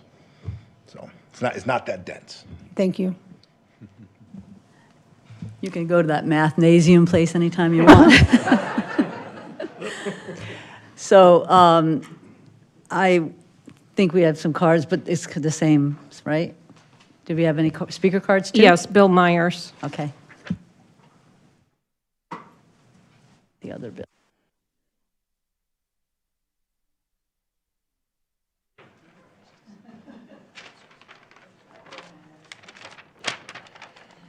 Thank you very much. This is my hat. I'll leave that there. My name is Bill Myers. I have been on the Mcdowell Mountain Preservation Commission for a number of years. I'm not on it now. I have been on the board for the Sonora Conservancy of Fountain Hills. I know the trails fairly well and know a lot of the people that were actually suggesting these changes. I am 1,000% in favor of both of these changes, the 10-year plan and Bill's plan. Just a brief idea about our preserve. Our preserve is inside of our town is about 1,000 acres. It's a good chunk of ground. Our town is only 14,000 acres, so it's 1/14 of our whole town. To give a sense of how big that thing is, I compare it to our Fountain Park. Fountain Park's about 45 acres, is that right? 45 acres, give or take. So if you put 22 of those together, that's how big our preserve is. It's a big chunk of ground, just huge, about 1,000 acres inside of our town. I'm in support of this, and I've got 5 reasons. I'll get through as many as I can before I get redded out. One, as Councilman Magazine indicated, their ASU made a 122-page study, and the title of it was The Economic Benefit of Trails in Arizona. And I read that whole thing. It takes a year to read the thing. But our town fits very well inside of that economic engine that they talk about. 2, our preserve, it has good geomorphological features. That's the biggest word I know, incidentally. Most of my words are just 1 or 2 syllables. What that means is it has a lot of hills and peaks and valleys and things like that, which is very good for building trails in. If we had, our preserve is about 1.5 square miles. If we had 1.5 square miles in Kansas or Nebraska, somewhere where it's flat, you'd build one trail right down the middle and you'd be done. Our preserve is conducive to a lot of trails. Good, no red light yet. 3, we have 9 miles of trails up there. And if you go out in front of this building on the north side, you can see maybe 1. And that was a trail, it was actually a car trail built maybe 30, 35 years ago. The rest of the 9 miles of trails you can't see very easily. Part of it is because you're looking up. Here's our town, here's the trails. You're looking up, so you can't see that 2 foot of trail, that kind of thing. Maybe you can see some hikers if you got really good eyes and you have a lot close there from here up, something like that. So even the trails that are there and the proposed trails, which I've looked at, you're not going to see much of. 4th, there is no magic number about how many trails you ought to have for 1,000 acres. Is that me? Oh, that's me. Oh, rats. Well, anyway, there's no magic number. I've talked to a whole bunch of rangers in our state and other folks. And the last one, if I can get it in real quickly, is building our trails is cheap. These 2 guys up here represent a whole bunch of people. They design, build, and maintain our trails. The last trail we built was Andrews Kinsey. We spent a grand total of nothing. Oh, I think we got some shovels or something from the town. I'm not criticizing at all. Scottsdale paid about, I think it was $110,000 for their part of the Andrews Kinsey Trail. So that's all. I have more, but any questions? Bill, I should have given you credit for giving me that report. He gave me a report and this thick file, which I shared with our new economic development director. Oh. And I want to return it to you. All right. Of course. Personally, I just want to say that I have been to both trailheads, taking the Dixie Mine Trail all the way through to Adero. And I think once you get that Scottsdale connector done, you'll see people come from the other side, maybe park over there. So that might eliminate some of the parking concerns. But the economic impact, quite frankly, we bring relatives and friends, and we go hike Adero, and then we go to Adero and have breakfast. So, I mean, there is a definite impact, and I think it's good for the town, so. We used to live in another city here, and we moved here. The other city was a city west of here, Scottsdale. This is a better city than that one. One more comment to Mike Charnow's comment about parking. Parking can be a problem, but the solution is not to eliminate trails, it's to get more parking. J2 was the original architect on this. They had this 50 parking lot we have now, and in their original plan, they had 15 more parking spots or something up above. There is a great area up above that can handle another 50, but that's down the road. Thank you. Thank you. Councilwoman? A couple of things. First thing I wanted to mention is when you are actually on the trail, you very rarely see other people on the trail, on other trails. In helping with the maintenance that I did, the few times that I did this fall, we were maintaining existing useful trails, and there were not that many people that we had to pause and wait to pass us. So I don't feel like we're getting to the point where we have to worry about too many trails. Also, I swear it looks way closer on the little map here than they are actually when you're out there. One more thing I wanted to bring up that I don't know that we expected, whoever's in charge of the roadway up to the trail, no parking signs suddenly appeared. So I feel like when this was initiated, we were not expecting no parking signs, and I'm under the impression, I've not talked to anybody in the know about it, but I'm under the impression that they kind of took it upon themselves to do it, and then maybe Rachel followed up on the back end, but I know that that was a surprise to us. I don't know anything about that. Good point. Thank you. Well, isn't that a town road leading up there? No, I think pretty all sure. that was done by whoever the developers are. Oh, that would be a Justin thing. Sorry, my bad. Not a Rachel thing. Sorry, Rachel. You were just sitting there. Madam Mayor, council members, Eagle Ridge Drive north of the resort is dedicated to the town, so we own that.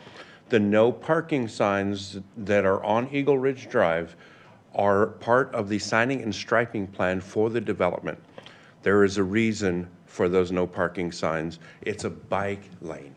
So we have made an exceptions due to the overflow to allow for the outbound lower section below the parking lot for on-street parking there, because it is less likely that we will have a conflict between cyclists and automobiles at that short section. But yes, all of those towns were part of the original signing and striping plan and were installed as part of the development. You're welcome. The only other thing I want to know is if Councilman Grzybowski moved any rocks, but. No, but I was the photographer when my husband moved that rock, so.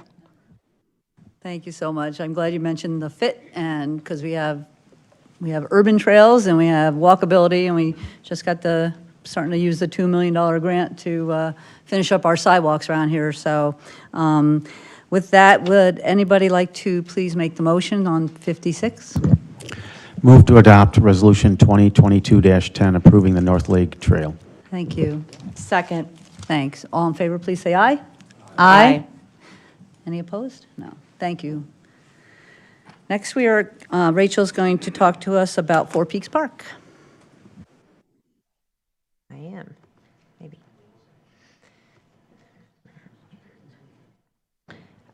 Mayor and council will keep this one as short and sweet as we can to keep moving this evening. Four Peaks Park, as you know, has undergone several year overhaul. We are in year 3 of 4. So if you recall, the playground portion was opened in December of 2019. It seems like well, it seems a lot longer ago, but it was. It was very exciting. You can see some of our photos here. Since these photos have been taken, you may remember that we have added a pretty large shade structure over the playground to increase to protect from the sun and allow more usability. This is kind of an overview of what it looks like today. So all the place features are under those two green shade structures. The next step to finish off this renovation is to add 2 picnic ramadas. There's currently no shaded seating or picnic areas. This would complete the phase for this year. This would be their last project at the park for this year under this year's capital plan. The ramadas are designed to be ADA accessible. We have existing picnic tables and trash receptacles that'll be added under them. And again, this would be consistent with our existing park standards where we generally have shaded areas near our playground areas. Too far. This is a sample of what the shade structures would look like. The request tonight is the use of an existing contract with a budget amendment of $65,000 to add these 2 shade structures. These 2 ramadas are already allocated in our funding. We have the funding in our CIP. That's what it was allocated for. We just need the authorization through the contract. The contract does cover both fabrication and installation, and it would be expected to be completed before the end of this fiscal year on June 31.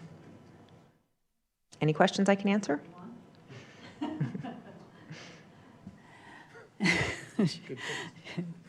June 31st. Any other comments or questions about this? Any speaker cards? No? Okay. Thank you. Anybody would like to make a motion, please? I move to approve the amendment to Place-Based Designs Contract 2021-048-1 for the purchase and installation of 2 ramadas at Four Peaks Park. Thank you. Second. Great. All in favor, please say aye. Aye. Any opposed? Thank Thanks, you. Rachel. Next, Grady, you're probably going to open this up? Yes, I just wanted to let you know, this is an item that we have seen before on the council agenda, and Development Services Director John Wesley is going to be providing a staff report and overview of the request that's before you. Wrong one. I grabbed the wrong report. You don't want to see that one again. No, let's see. I might not even have it up here. I grabbed the wrong one earlier when I was getting these off the... And that doesn't mean anything at all.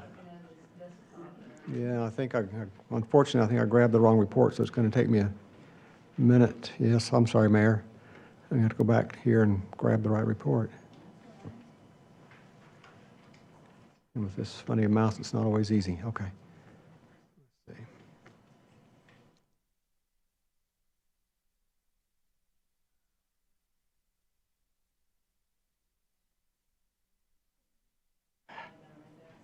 Yeah, it just... This touchscreen mouse is sometimes a little finicky, though. There it goes. Oops.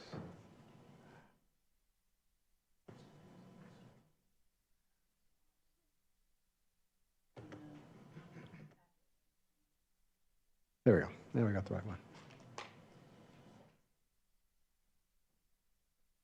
Okay. Sorry about that little delay. So, yes, we're here again this evening to talk about an amended site plan that we've received for the Park Place development. Just again, briefly to put things in context, 2016, the council approved a development agreement and the overall master land use concept for this development that would include 5 buildings, up to 420 dwelling units, and 43,000 square feet of commercial space. Now we're talking about phases 2 and 3, phase 2 being the one at Avenue of the Fountains and Saguaro, phase 3 being over off of Verde River. First, we'll look at the phase 2, again moving in a little closer to that particular location, just east of the existing building and to the north of the hotel area. So some of the changes on the site plan from what you've seen before.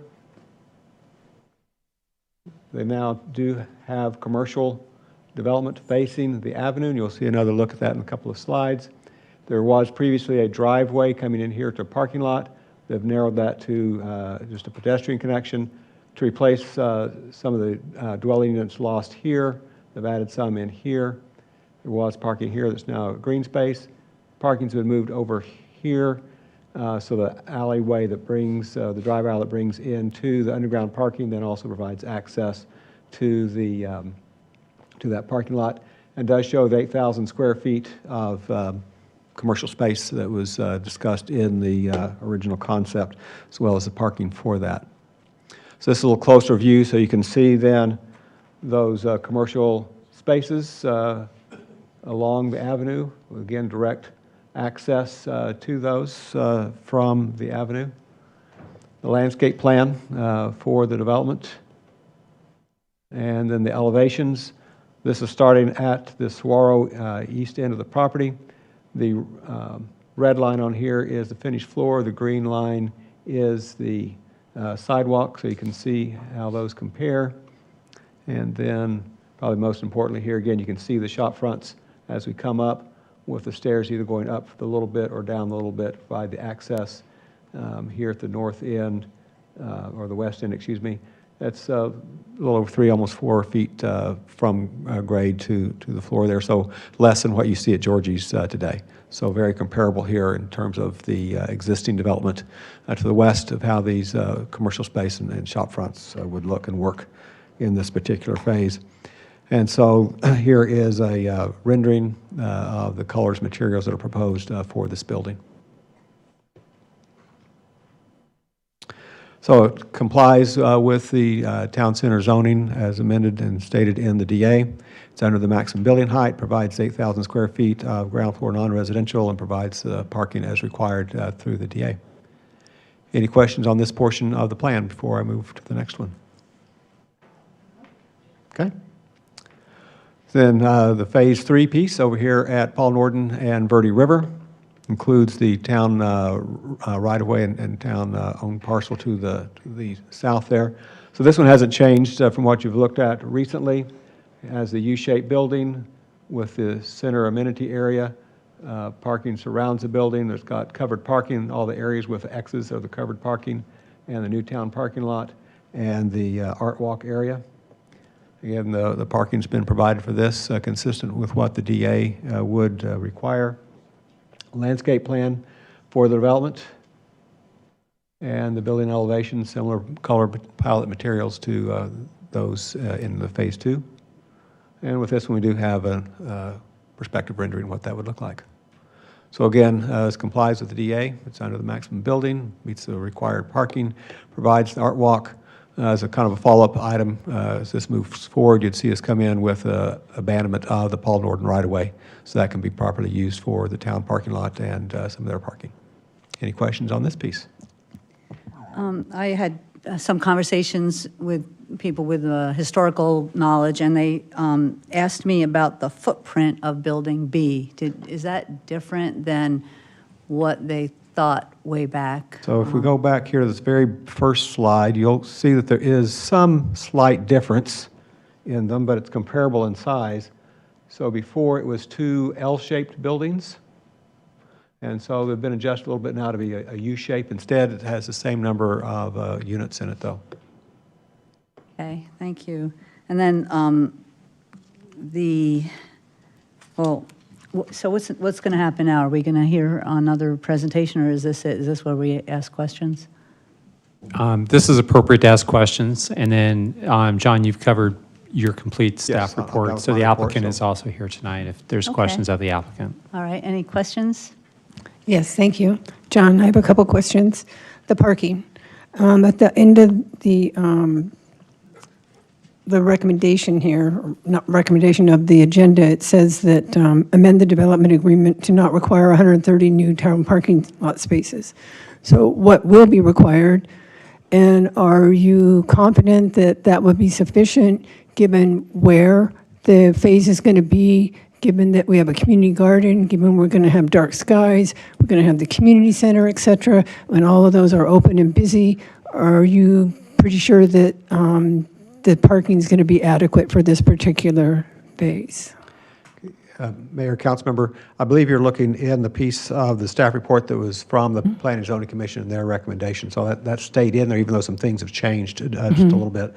But at the time The Planning Commission was primarily concerned about making sure we maintained the art walk as original size and not wanting to decrease that to provide any extra parking for this to meet that 130 spaces. So they were suggesting that either amend the DA or find it someplace else to address that. As the councils continue to discuss it, I think the councils maybe been a little bit more aware of what the needs might be here. The fact that this site plan is showing as many parking spaces for the new town parking lot as it always has. The losses really come from the Phase 1 development that ended up not being able to provide all the parking. And so whether you really need to amend the development agreement or not would be up to the council if we don't get up to that 130 spaces. But going back to the main point of your question, I think in terms of this development for these apartments, yes, I believe there will be plenty of parking. There will be some left over. How much depends upon how many people who rent here have 2 cars versus 1. Okay. But there should still be, again, plenty for this development. There should be some left over for other town needs. How much, again, it's hard to say. Okay, thank you.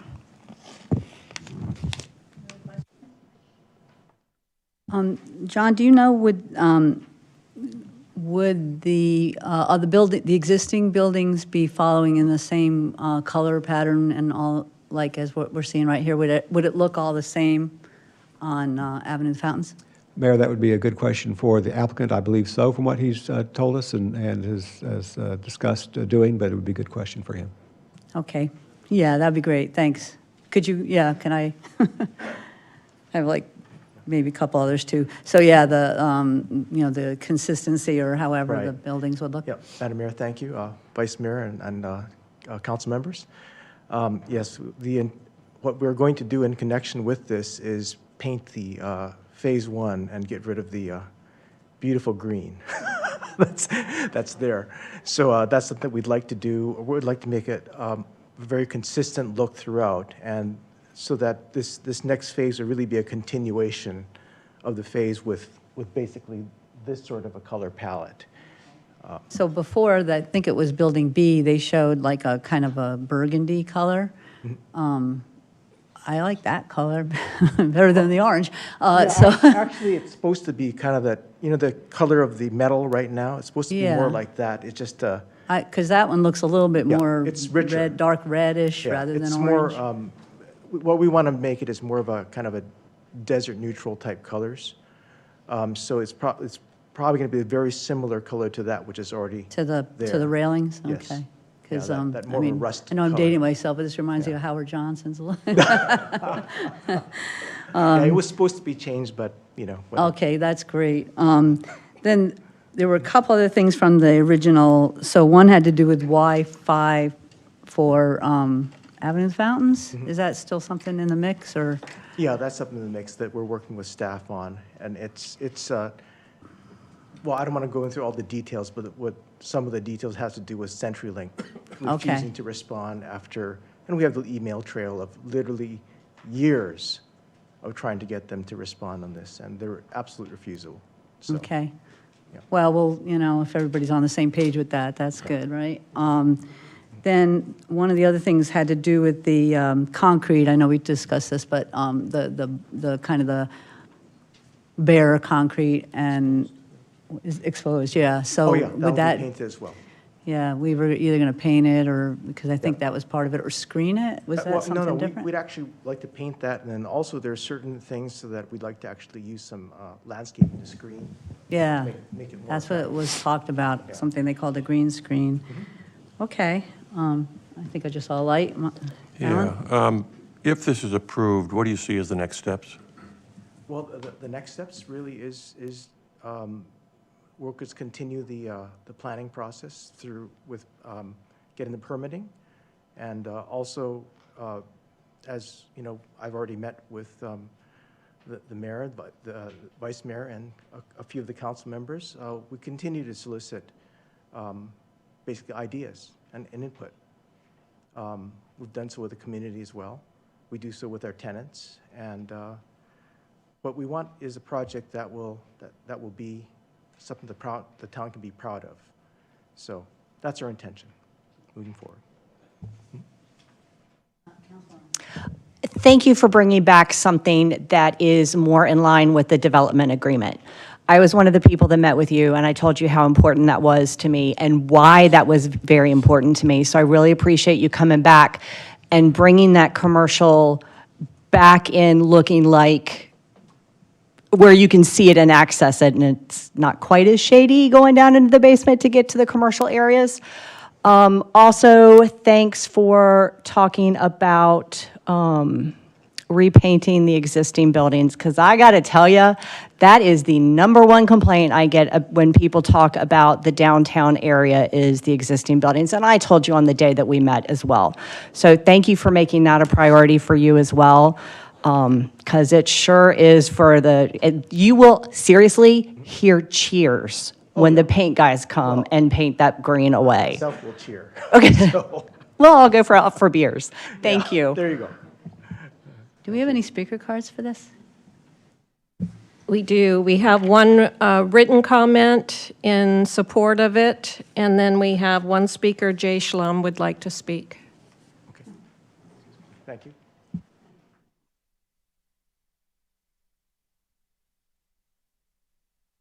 Mayor, council, staff, good to see you. Thanks for considering this and sounding like it's moving forward. So I'm looking forward to getting some vibrancy to our downtown. And apparently color is going to be very important. I know we get a lot of comments on that, but I'm excited to get some more dollars spent in our downtown to build up that vibrancy downtown. So thanks for having it, and I'm in favor of the development agreement continuing forward. Thanks. Thank you, Jay. Any other questions or comments? Mike? Yes, thank you, Madam Mayor. I just wanted to point out that, we got behind the P&Z Commission on this one and backed them, and that's why we denied it the first time around. And so I just wanted to point out that they brought forth some recommendations, and we're behind them. So if there aren't any further questions, we have 2 suggested motions. We can pick them or talk about them, or somebody can make one of them. It's up to you. Vice Mayor? Move to approve the amended site plan for Park Place Phases 2 and 3, subject to providing a complete site plan package as required by Section 2.04 of the zoning ordinance and meeting all the requirements of the town policies, codes, and ordinances. I'll second that. Thank you. We have a motion and a second. Is there any further discussion?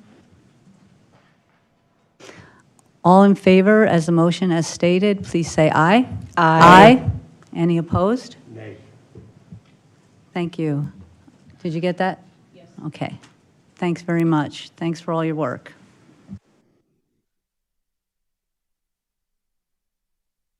Our next item is, I'm sorry, this is Grady. Are you going to open this up, or John, you want to just go straight into it? This is about our Adero. Right, our Development Services Director will give a brief report on this request before you tonight. Thank you.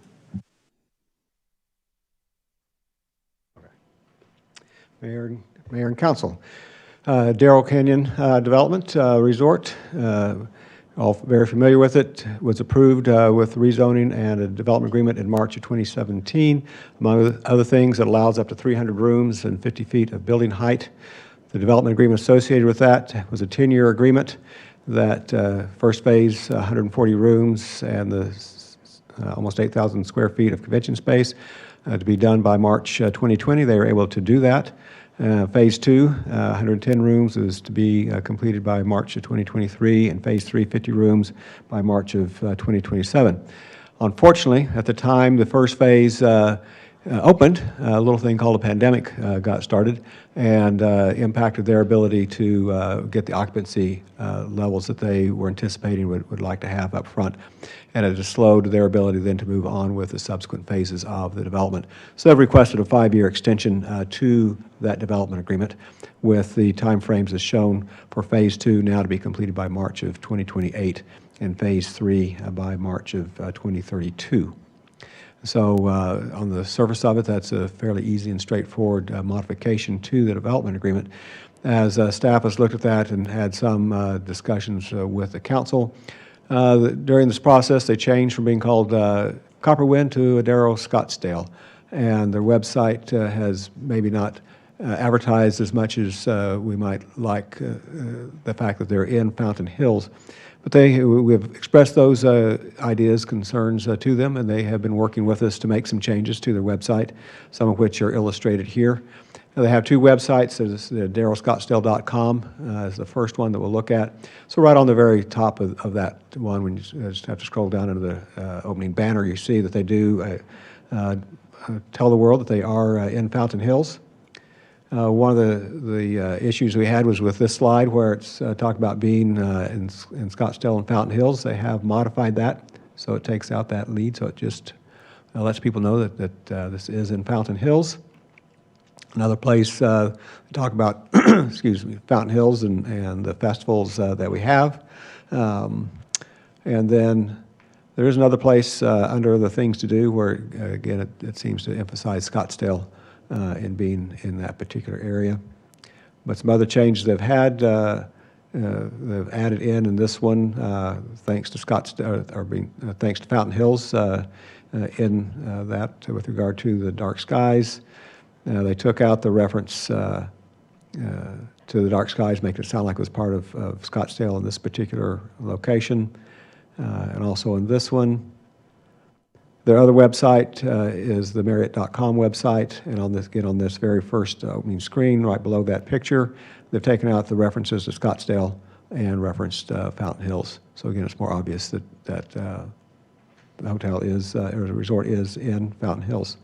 So those are the changes they've made in response to the council's comments and questions. There is a representative here who could maybe answer any questions you have or give you further information about what they have done or can do. Thank you. Any questions from council? Do we have any cards? We do. We have one written comment in support, and then we have two that would like to speak. First is Betsy Lavoie. Good evening. I'm speaking in support of the extension of time for Adero Scottsdale. Adero had a timeline for its next two phases of development pre-approved that were greatly affected by the COVID pandemic, as you know. It's my understanding that this is simply an extension of time without any other changes to height, concessions, or room additions. With the pandemic closures, the hotel industry was greatly impacted, and this extension of time allows for not only those years lost due to the global pandemic, but also the severe shortage of building supplies and construction services that resulted. I understand the rebranding of Copperwind to Adero Scottsdale was in question. However, as the CEO and president of the Fountain Hills Chamber of Commerce, I speak on behalf of our business community to share that we embrace the addition of the Marriott name and with it, the Scottsdale naming. This is a marketing effort. And this marketing effort only supports our town by bringing in visitors and tourists who are looking for a Scottsdale resort. This is common practice for luxury resorts, with 8 Paradise Valley resorts utilizing the Scottsdale name in its name. The success of Adero Scottsdale is a success for the town of Fountain Hills, as all bed tax and tourism dollars are paid to the town of Fountain Hills, not Scottsdale. The Adero branding clearly recognizes and shares all that is Fountain Hills in all of their marketing efforts. And I know it was mentioned that some of the changes were made, and I believe that all of the changes were made. So I sincerely hope that this extension of time for the pre-approved agreement passes. Thank you so much. Next is William Hines.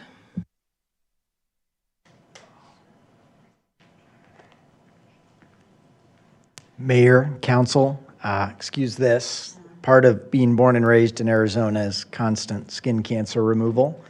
Thank you. We have been through a tough few years, but it wasn't that long ago we were in this room approving this project. It was a massive leap of faith for me and for the town. I promised then we would get it done.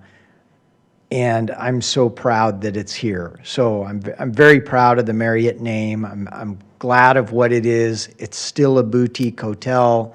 carrying that autograph brand. And it's going to be a smashing success, but we were really knocked off our feet. We didn't come to the town for anything. We just fought our way through as well as we could. Staff is back up. We're approaching 100 employees. We're still contributing to all the charities in town. I'm past chair of the Chamber of Commerce. I try to give where I can of time or money. It's been difficult with money, with what we just went through, but I'm really excited for the future, and it's still going to be everything that we thought it was. We don't want anything other than a little bit of time, and I just wanted to come here personally to let everybody know we're still here. The hotel and myself are members of this town, and yeah, we need a little help, so. Thanks. That's all. Hey, Bill, I have a couple questions for you. I don't know if anybody else would like. Do you have questions yet? Yes, go ahead. I'm happy to see the changes on the website. I think that shows the effort that's been put forth by you recognizing the town and Fountain Hills, and we appreciate you. So I'm all for this. So. Thanks. So I just want to ask about the actual address saying Scottsdale, Arizona. So do you ever see any issues with that as far as, because, you know, we don't have a property tax, or however it's actually like literally, legally described? It's a great question. So the way the rules work is you can use whatever city name as long as you share a zip code. So fortunately, we sit in a zip code where we're allowed to use that.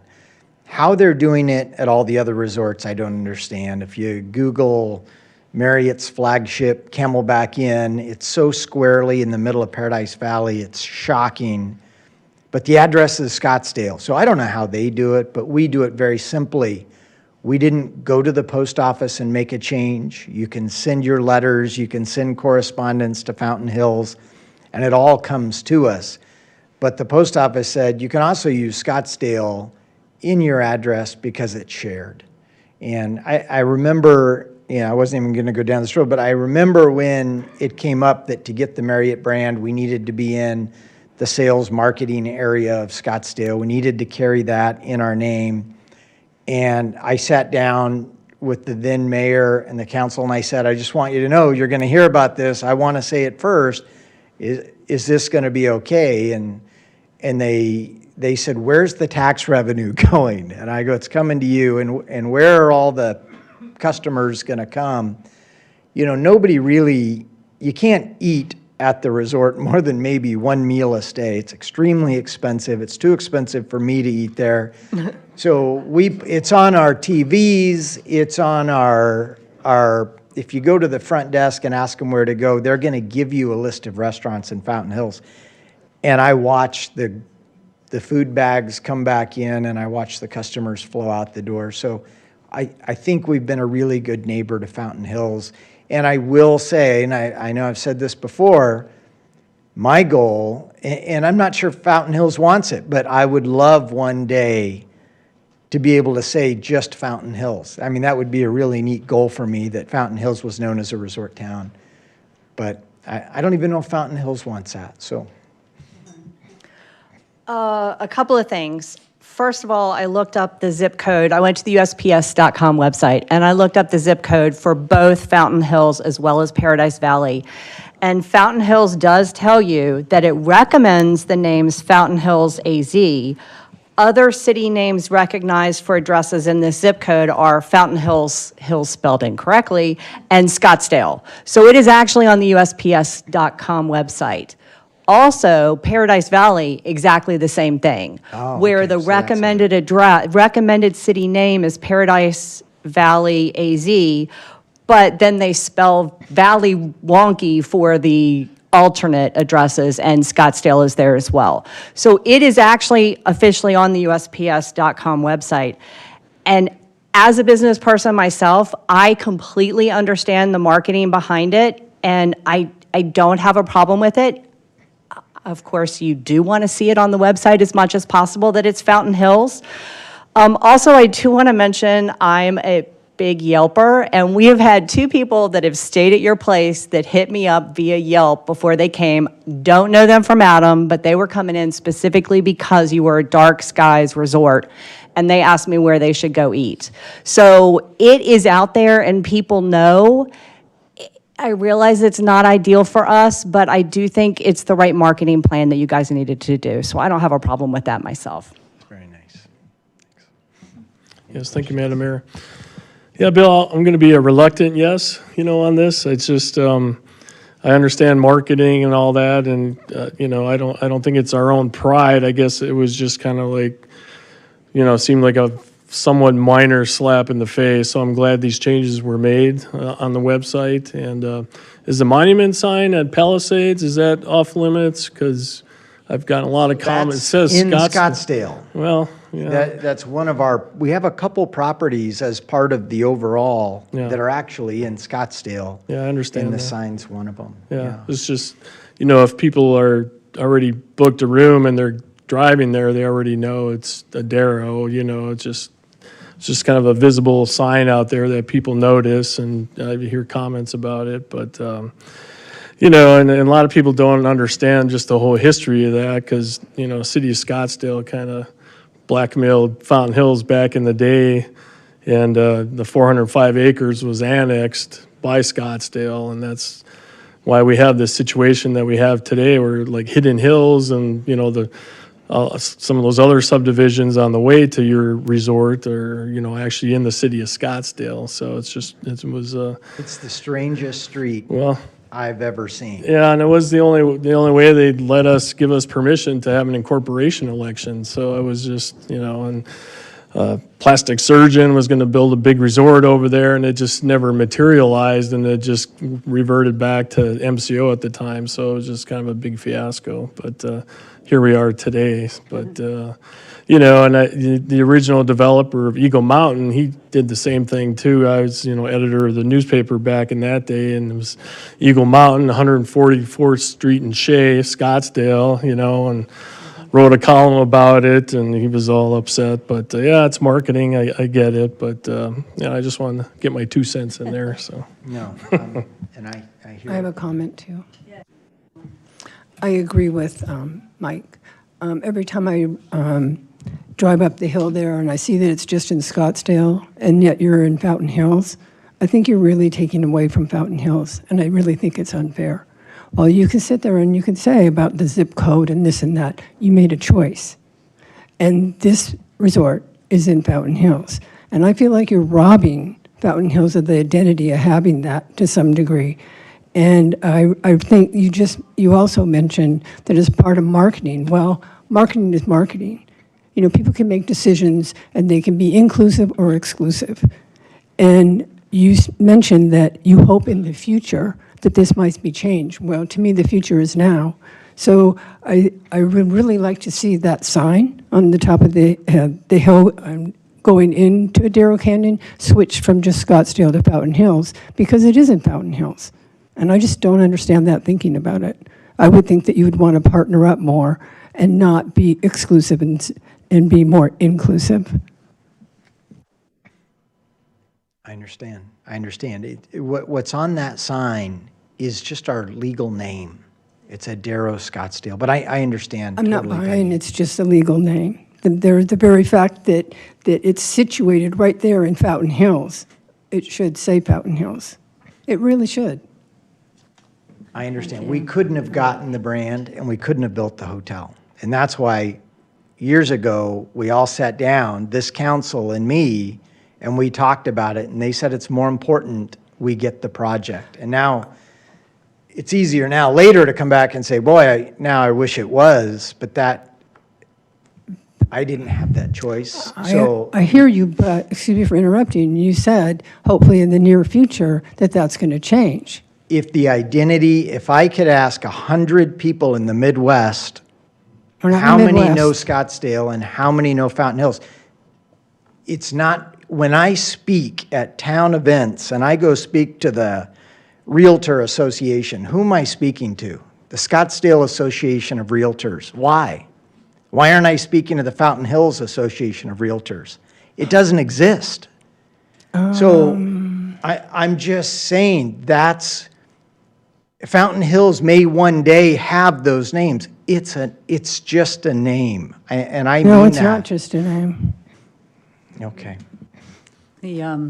So we're moving forward with some branding and things like that, so you can understand why it's important. And very for important to us. me, And, too. And But, so the three previous and new examples that you had, I just wanted to ask you on the first one, it says, thanks to the town of Fountain Hills community preservation efforts.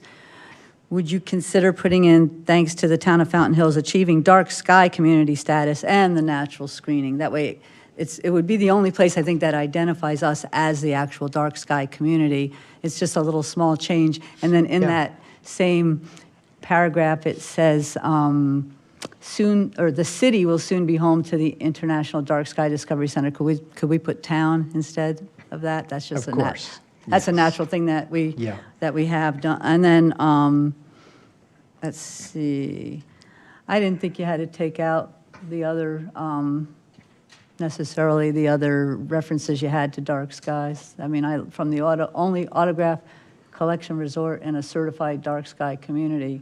I get it, but it's the truth. Right. No, I agree. But, it just occurred to me because that one also is the truth, and you are in Fountain Hills, and we intend to have you be happy that someday, like you're saying, that you can market it as Fountain Hills, and this is all part of what we're doing here. And I think earlier you said something about maybe not wanting that identity, but I like that. I think it's all goes with our, wonderfully with our community to have resorts. So, anyway, are there any other questions? Write that down. Yeah, I'll send you, I'll send you a little note. It's just like, town. Yes. No, not a question. I share the concerns, but I do want to congratulate you for successfully weathering the COVID situation, because a lot of businesses haven't. And so I think it's a major asset to Fountain Hills. I do wish the names were different, but it is what it is, and I'm glad you've been able to survive the situation, the COVID situation. Thanks. Thank you. Is there any hope, maybe in the future, to put Scottsdale/Fountain Hills on that sign? I don't know, down the road, or? Yeah, Then you make I think everybody happy. overall branding is something we may look at, and I think that's just a normal process. And it may be to take off both, right? There may be a point at which we just rebrand the whole thing. That's a pretty extensive process, but yes. Yeah, we're not looking to add any expenses here to what you're doing, but it's a goal. Yeah. The motion is on page 152. Can I get a motion? Move to adopt Resolution 2022-16. Thank you. All in favor, please say aye. Aye. Any opposed? Thank you. Thank you very much. Next, Justin, are you up?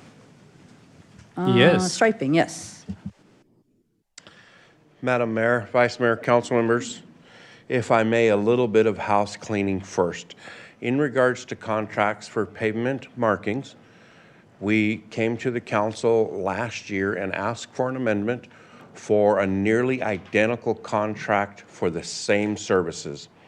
It should be noted that shortly after that, that company was acquired by a much, much larger firm. We were notified that when we requested work related to the Desert Vista Crosswalk, that the fee structure had changed, and also there was a cumbersome process to procure and secure the services. After a considerable amount of negotiation, we decided that that contract was no longer in the best interest of this town. The reason I bring that up is for those that pay attention to the limited funding we have in streets. It would appear that we now have two contracts totaling $200,000. In fact, we don't. The previous contract has ended, and we will not be using that.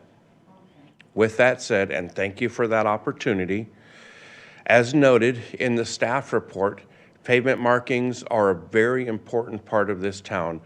We do not have many streetlights. Those that we have historically are not enough to eliminate our roads. You'll note that as part of the Pedestrian and Traffic Safety Committee, we take recommendations and guidance. Those recommendations and guidance have benefited this community through enhanced pavement markings, also rumble strips, illuminated stop signs, and a whole host of other safety items related to this particular type of contract. With that said, we are once again approaching the season when we need to freshen up some of this stuff so it will be nice and bright and shiny, and we have additional pavement markings coming up as part of our pavement management plan. We are asking for the $100,000 increase to be able to accomplish that, not only this fiscal year, but into next fiscal year as well. That said, I'll answer any questions that I'm able. Anybody have any questions? Do we have any speaker cards on this item? No? Okay. Thank you. So, oh, is this for this? Well, it is. Okay.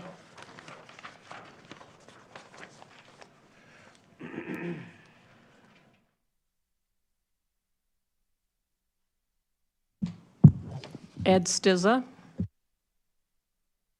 So I have a question, and this has been, we've all been so busy on bigger items, but this was probably the best place to say it, which is there's stop signs throughout town. They blink 24/7, absolutely unnecessary. So can we get sensors on them with that money? So why is that so difficult, right? I know several people here, those things are blinking into their homes on a daily basis at night. Very simple. The ones downtown, that's a different story. But, well, actually, it might as well do them all. So is it possible to put a sensor on them? Mayor and Council, I know it's not related to this topic, but I will let Mr. Stizza know that they do have a sensor where at night it's not as bright as it is during the daytime. They actually are brighter during the daytime because during the daytime with the sunlight, they actually are harder to see, so they are brighter during the daytime, but at nighttime they do tone down so that they're still visible, but they're not nearly as bright as what they are during the daytime. So I'm going to show you a video. I don't know if you've camped out and looked at those at night, but I can tell you right now, they are absolutely blowing what you just talked about, which was your dark skies. So Okay. This isn't on the agenda, so we'll get back. I thought it was part of that because. No, this is just striping. Thank you. Yeah, thank you. Is there a motion for this, please? Move to approve the second amendment to contract C 2022-027 with Franklin Striping, Inc. in the amount of $100,000 annually. Second. Thank you. All in favor, please say aye. Aye. Any opposed? Thanks. The next two items are related to the league policy committees, next year's legislative agenda, and then bills that are still kind of hanging out there or dead or whatever. So we could probably do both of these. Grady, do you want to do anything? You don't want me to just sort of start? yeah, on the policy committee agenda item, which is the item that we're on right now, we're just respectfully requesting any policy ideas that the council has. Each year during the summer annual conference, there is a resolutions committee that does consider policy items that come through from the different city councils, and then those flow to the different policy committees. And in past years, in fact, I think it's been like the last 2 or the last 3 years, short-term rentals, as an example, has been one of the topics that has come through as one of the topics that's been part of the policy agenda of the league. If there's anything that you wish to provide, that would be great. We can make sure that we meet the deadlines that the league has provided us. So if you have any ideas or suggestions, now would be the time. We're going to have 2 deadlines.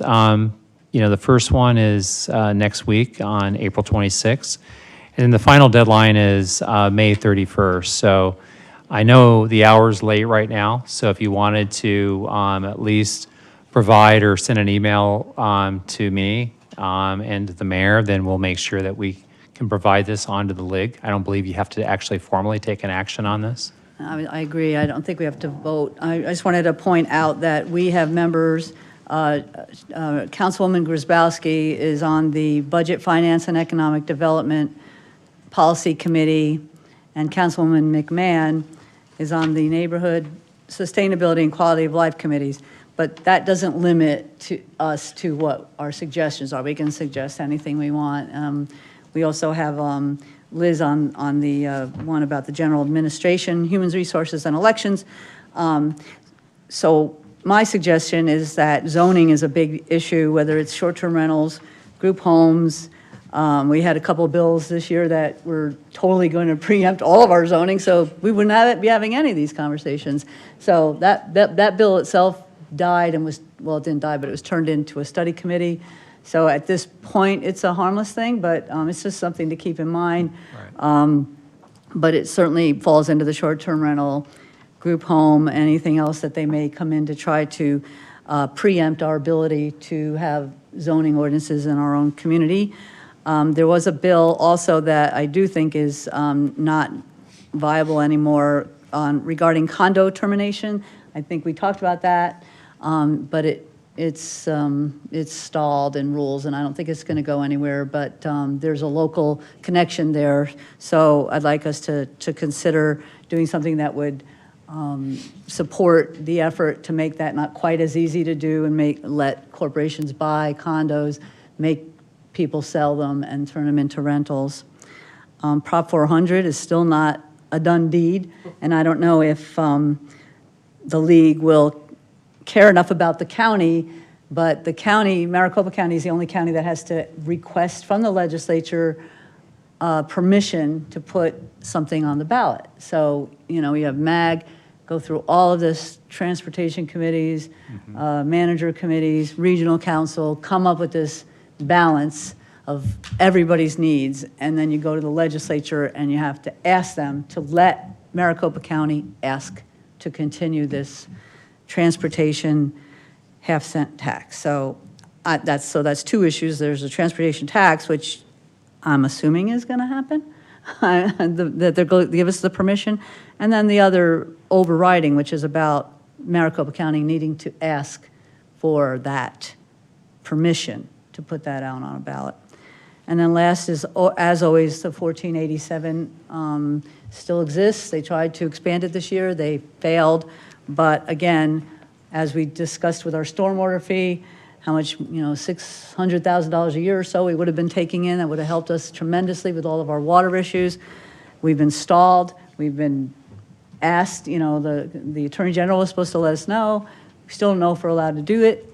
But 1487 is basically something that anything any of us do at all is questionable by, you know, a legislator in Yuma if he just doesn't like it. So I think those are items that I don't know how you write them up or whatever, but those are things I'd like to see as part of our legislative agenda to ask the league to forward them. So that's how the process works. I don't know if anybody else had anything, but as Grady said, we can send it to him. We've got 2 deadlines and the form to fill out. And then when we go to the league, the mayors and such will vote on whether to forward them. But by then, they're usually pretty much a done deal because they've already been vetted. And then I don't know if you had any other questions about any of the bills. So you got the Lunsford group in front of you. There really hasn't been a lot going on because they're doing the budget now, and I think they dropped some budget bills today. The rental sales tax bill appears to be dead, thank God. That was the one where we wouldn't be able to, you know, 1116. It has not been heard in the House, so I don't think, then they're not doing committees anymore at this point. And then the point of sale bill, though, which was dead, isn't. And that one is the one that, by not having a Home Depot or Lowe's or whatever, could really hurt us. So those are the things we're still trying to keep track of. Anything else, Aaron? Do you have anything to add? No? No, Mayor. All right. Well, we'll just keep plugging away. Anything else for the good of the order? Motion to adjourn? So moved. Second. All in favor? Aye. Thank you. David.